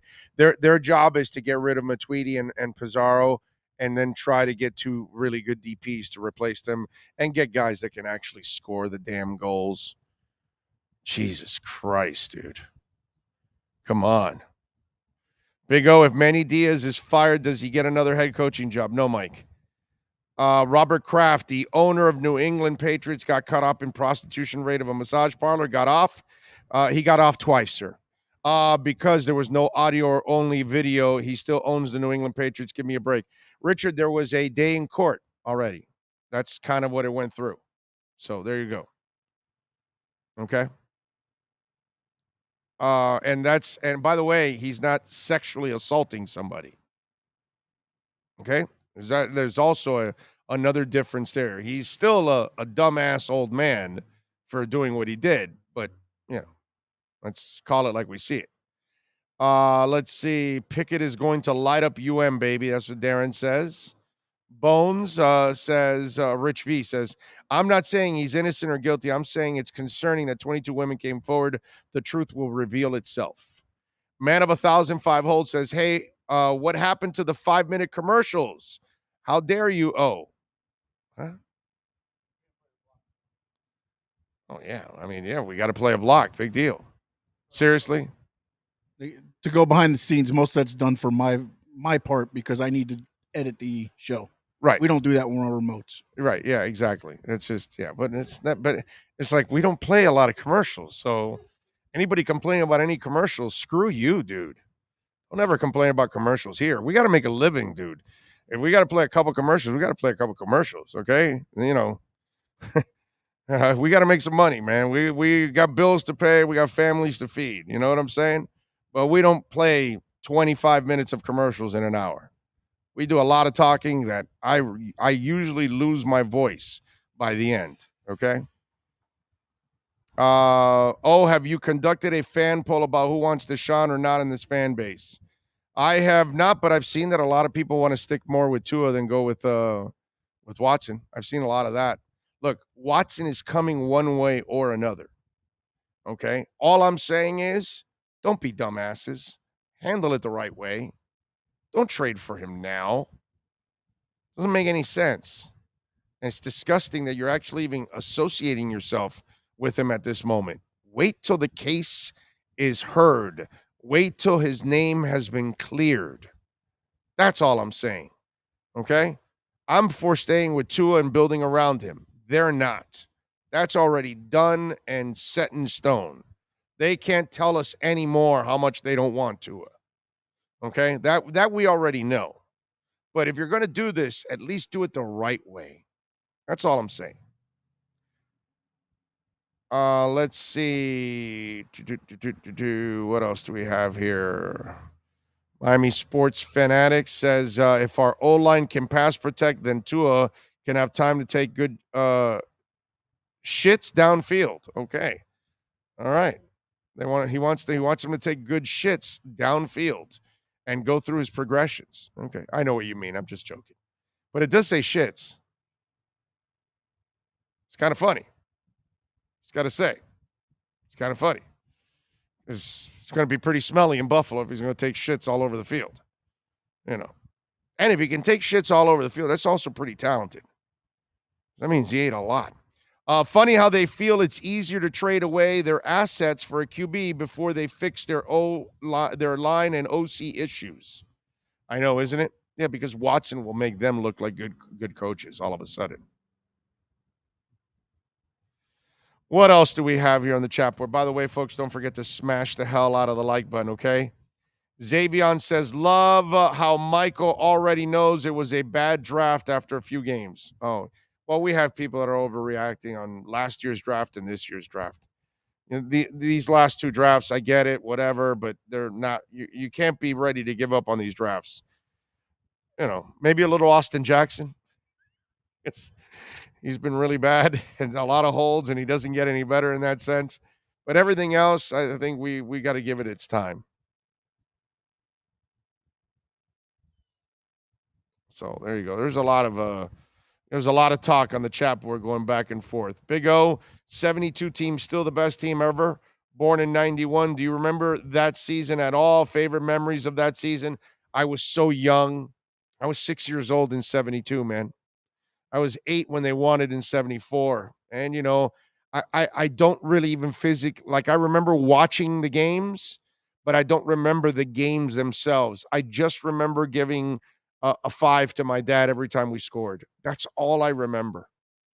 At 8 years old, you just don't remember that kind of stuff anymore, And an 8-year-old kid in the early 70s is different than an 8-year-old kid in the 2020s. You are so much more remedial in the early 70s than you are now. And what I mean by that is an 8-year-old now is much smarter than an 8-year-old back in the early 70s. We were actually living our childhood. You know what I'm saying? Whereas an 8-year-old now has more knowledge about life going on and problems and everything else that they probably should not be involved or tied to. And it's such a shame because so many of our kids don't really get to have a childhood. You know what I'm saying? And so I was kind of busy with a real childhood. So I was probably playing with a Tonka truck at the same time as I was watching the game. So it might have been just as important for me to straighten out my Evel Knievel and wind it up so it can jump than maybe watching the Dolphin game. You know what I'm saying? So it's just one of those things that an 8-year-old in 1972 is a lot different than an 8-year-old in 2016 and 2021. It's just these kids are way more advanced than any of us were, So it's hard.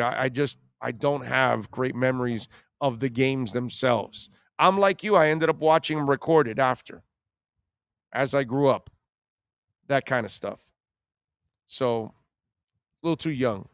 I lived it, but didn't really live it. You know what I'm saying? Because when you're 6, 7, and 8, come on, man. And in 6, 7, and 8 in the 70s, you're even just more behind. Chris Adams, thank you, sir, for a little love on the super chat. He says, Big O, hopefully this gets done with on Tuesday and it's a fair deal. If they wait, it'll cost a lot. Tua's gone anyway. He'd never re-sign with us. Oh, why would you? Chuck Cooper says, Evel Knievel was the best toy ever. That and the big wheel. Love the big wheel. God, I love the big wheel. Big wheel was so good. Huge big wheel fan. My 8-year-old daughter knows how to work an iPhone. Yeah, no, that's we can't compare an 8-year-old now and an 8-year-old, back then, right? You at 8 and kids now at 8, right? Yeah, there's no way. There's no comparison. There's no comparison. We went outside. Right? Yeah, right. We were outside actually. Yes. Yes. I wasn't allowed in my house until after 6. Yes. By the way, I know Weapons X United also sent in a super chat. I don't know if I read it. Again, I got caught up in everything, so thank you. Ernie D just sent a super chat in. Thank you, sir. I appreciate you. One of my favorite toys in the 80s was the handheld electronic football game with the red dots. Oh, for sure. It was Tronic or something. What's it? Something Tronic, right? What was the name of it? Teletronic, right? Tele something like that. Oh, I remember that game. That's actually a really good one, sir. It's actually a really good one. But that's like that's like I'm already like a borderline teenager there, that kind of stuff for when that came out. But yeah, there's always some of those toys that will stick with you forever. And Evel Knievel was one of them because I had everything Evel Knievel, man. I eventually got everything. You name it, bro. The RV, the chopper, the rocket bike, the regular motorcycle. Did you have the magnetic football game? Oh, where you for could line the guys sure. up, Yes. You turn it on, they do the play. Yes, and it was a terrible game, but yes, we had it. Yes. terrible, but yeah. Yes. Because when I looked it up, I just remember seeing that. Yes, definitely. I had the magnetic one for sure. Us older people, we definitely had the magnetic one. And it was such a terrible game. Really terrible game. Terrible game. Tecmo Bowl. Was it called Tecmo Bowl? No, that was another one? That was Nintendo Tecmo Bowl. Okay. That was I believe, was it Tecmo Bowl? Calico Bowl, somebody's saying. Maybe that is it. Calico Bowl. I think that is. I was looking at this one. I think it is Calico Bowl. Isn't that Calico Bowl? What is that? It's classic football. Classic football. That's all it From says. Mattel. Mattel. That's the one that this gentleman. See, this one is the one you were talking about with the red dots because it has the stadium around it. Huh? They can't see it? Glare off my phone, yeah, and the light there. It's a little better. I don't know. Can they see it? Hopefully. It's a little handheld version of the game. Yeah. With yeah. special teams, kick, pass the ball, all that. That's awesome. Giovanni Castelloni, thank you, sir, for sending in a little love on the super chat. That is very kind of you. Caesar says, Big O, going to South Florida next week from Cali. If you were me, would you spend the money going to the Heat game or the Dolphins versus the Texans? God, I go to the Heat, bro. Yeah. Bro, the Texans suck. That's not a game that's, go to the Heat. Go to the Heat. No, it's Dolphins, Texans. Yeah, that's a terrible game. Yeah, you're better off going to the Heat, man. You won't sweat. You'll have a great time. The Heat's a great experience. As much as it pains me to say, I'd go to the Heat if I'm you, man. Enjoy South Florida. Enjoy South Florida. I was with friends of mine were in town, and I had dinner with them the other night, and they were hanging out, and they go, hey, we went to Thriller Miami also. So there you go. You can take the boat ride or, enjoy South Florida. Go to the Heat game and then come hang out with us, right? That's right. Hang out with us, watch the game. And that's right. Go to the Heat game, then come to Sports Grill in Bird Road and watch the game with us. There you go, Sean. That's strong. That's what you do, dude. That's what you do. You watch the Heat, and then you come over and hang out with us, have a great breakfast, okay, and then watch the Dolphins game, and then you'll have a great time one way or the other. See, that's the good thing about watching the Dolphins game with us. We get to talk Dolphins. We get good, bad, whatever. We're there supporting each other. We have a good time. Whether the game is bad or not, we had a great meal. You had great wings. We had a great vibe. So that's why we always encourage you to come on out and watch it with other fans and have some fun, man. Dami says, my exact age, Evel Knievel, Rock'em Sock'em Robots, Goodbye Yellow Brick Road, Dark Side of the Moon, good time to grow up. Hell yeah. Amen to that, sir. Tiger Direct, Dan Marino football game, handles. Game was a kid, Big O. There you go. Big O, the Texans, and if we played the loss on our schedule, that's our Super Bowl. Such high hopes for season ticket holders. Such a letdown. I know, man. We've all been let down this season. It's hurt all of us, man. Show the Zoomers what a Playboy centerfold is. Now you want YouTube to ban me. Right, okay. All right. Big O, you think we pick a veteran wide receiver? I believe we need one. They need a lot of things, my friends. They need a lot of things. All right, let me give you my picks. We stunk it out yesterday in basketball. We were terrible yesterday in basketball, by the way. We went 0-4. We lost to Golden State -6. Memphis actually beat them 104-101. We went over 221 in the Dallas-San Antonio game. Dude, they scored 203, so they were way under on that one. We lost it. We took the Jazz -9.5 against Houston. They only won by 5. We lost it. We took Chicago -1.5 against the Knicks, 104-103. We lost it. 0-4. We dropped to 12-15 on the number. That is crazy, dude. NFL slate. We are 20-23-1. Here are our picks for the NFL this weekend. Here we go. Ready? Eagles are favored by 3.5 at the Lions. You know what? I'm going to go with the Lions in this one. The Eagles aren't that good. Play isn't that consistent. Lions actually have a shot at winning this game, But if they don't win this game, I still think they end up losing a close one. They have given Dan Campbell effort, but they're going to consistently fall short because I've seen this movie before. I know what Neanderthal coaching does, and it doesn't outwit and it doesn't out-prepare the opponent, and that's what I don't think Dan Campbell can do. So I'm going to go Lions plus 3.5 based on the emotions they play with, and they'll keep it close. Pats at Chargers. The Los Angeles Chargers are favored by 4.5 points. I'm going to go with the Patriots. Patriots coming off a win last week. I think their defense will limit what the Chargers can do. I don't think they'll win. Maybe the Chargers end up winning this game, but I'm going to go Pats plus 4.5 because even if the Pats lose this game, I think it's inside that 4.5. Bucks at Saints. I cannot trust Jameis Winston. This is a game where the Bucks are going to be licking their fingers playing Jameis Winston and forcing his ass into mistakes. The Bucks are only favored by 5 on the road in New Orleans. I'm going Tampa Bay. Lay the 5. So I'm going with 2 dogs and 1 favorite.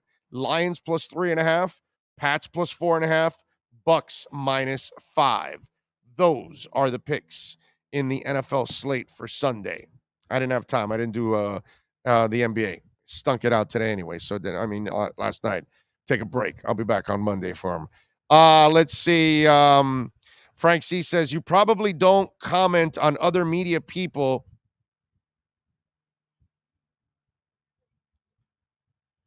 Okay, but to see Florio's latest post on the Watson trade focusing on these dysfunctional teams can do it and ignoring the women involved, the hypocrisy.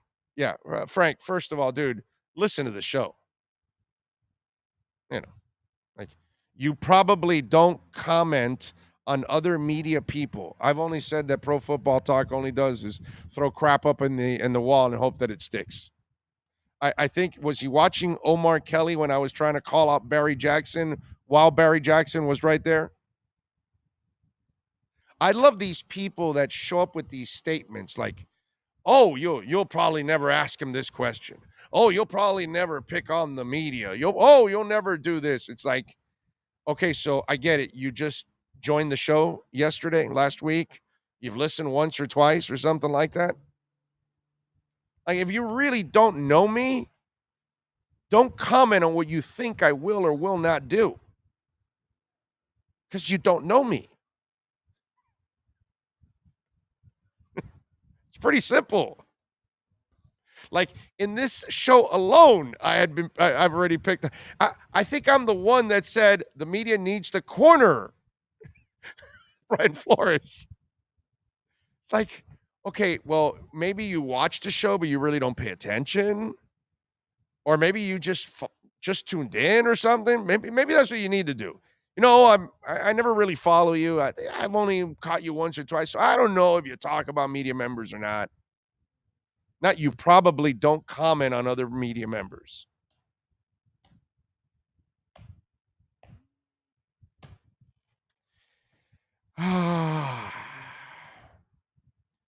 Big O, as of today, what do you think of Stephen Ross overall? Not getting it done. That's all it is. And I'm really disappointed in him with all this Watson stuff. You know, I know he has done things that lack total awareness, and especially when he first took over, you know, celebrating the Florida Gators and Tim Tebow in a stadium where your other, you know, tenant is the University of Miami, orange carpets, and the silliness of thinking that having stars is going to do anything extra for the fans or anything like that. He's done a lot of dumb things. You know, go talk to Harbaugh. And now you look at what a clown Harbaugh is in Michigan.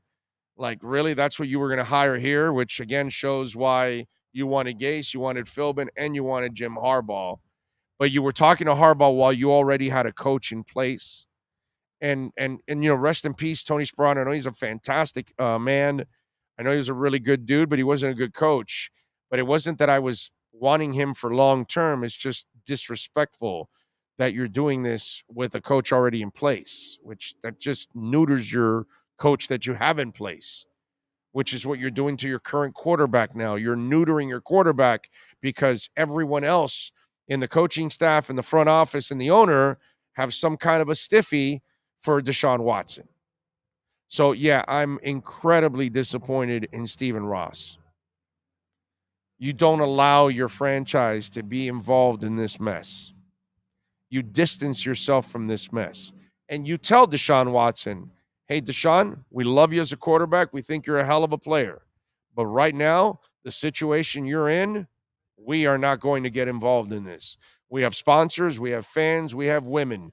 We don't know if you're guilty or innocent. We hope you're innocent. We hope you're cleared of the charges. And when you are, we will try to make a move to acquire you.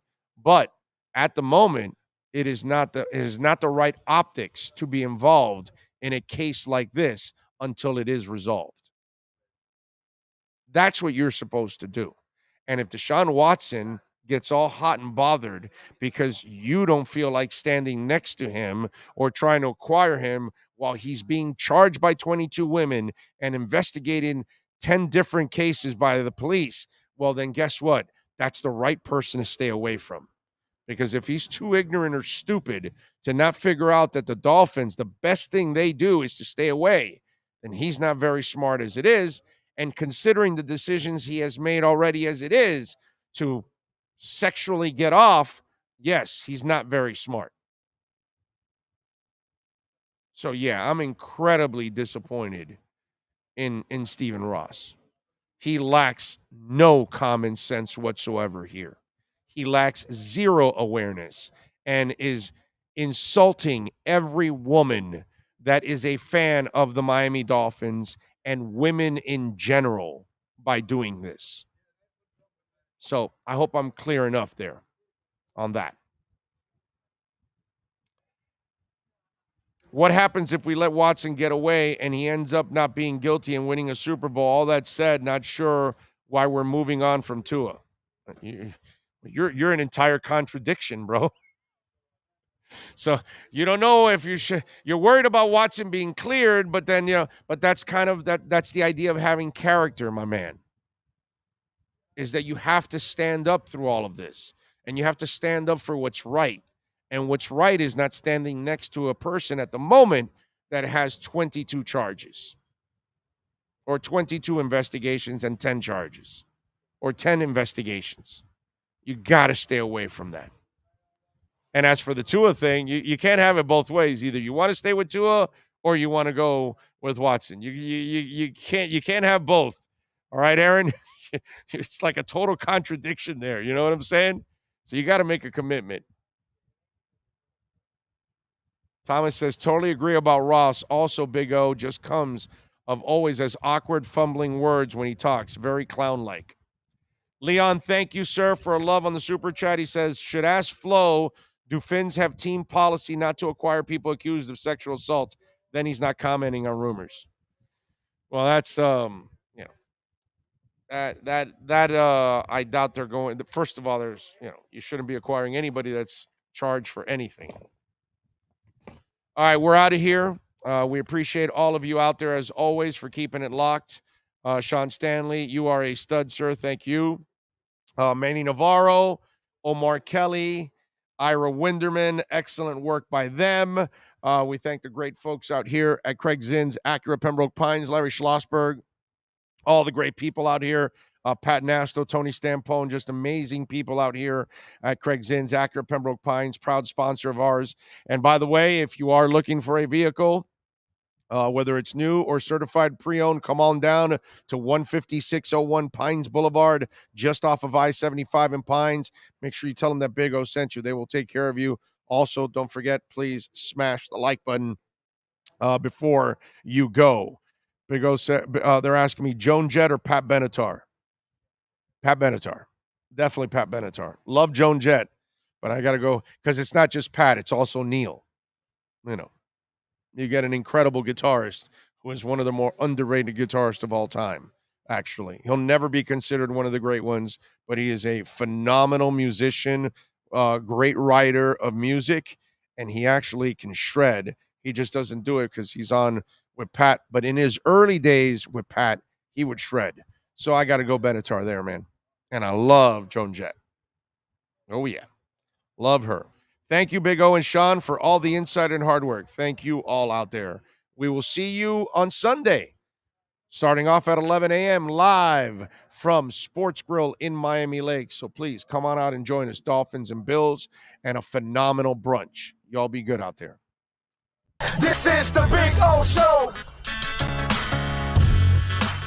Sports fans love a place with great food, cold drinks, and TVs everywhere. That's why sports fans love Sports Grill and their 7 amazing locations. Check out the Bird Road location at 11481 Southwest 40th Street in the back corner of the West Bird Shopping Center. Sports Grill is also now offering some great employment opportunities. All kinds of positions are now available from kitchen to hosting. Call for more information at 305-485-8845. From wraps to salads to amazingly delicious specialty dishes, Sports Grill is the home to the legendary special grilled wings. Since 1987, Sports Grill, good food, good drink, and good friends. It's the Big O Show. Judge, you tuned in to the hottest.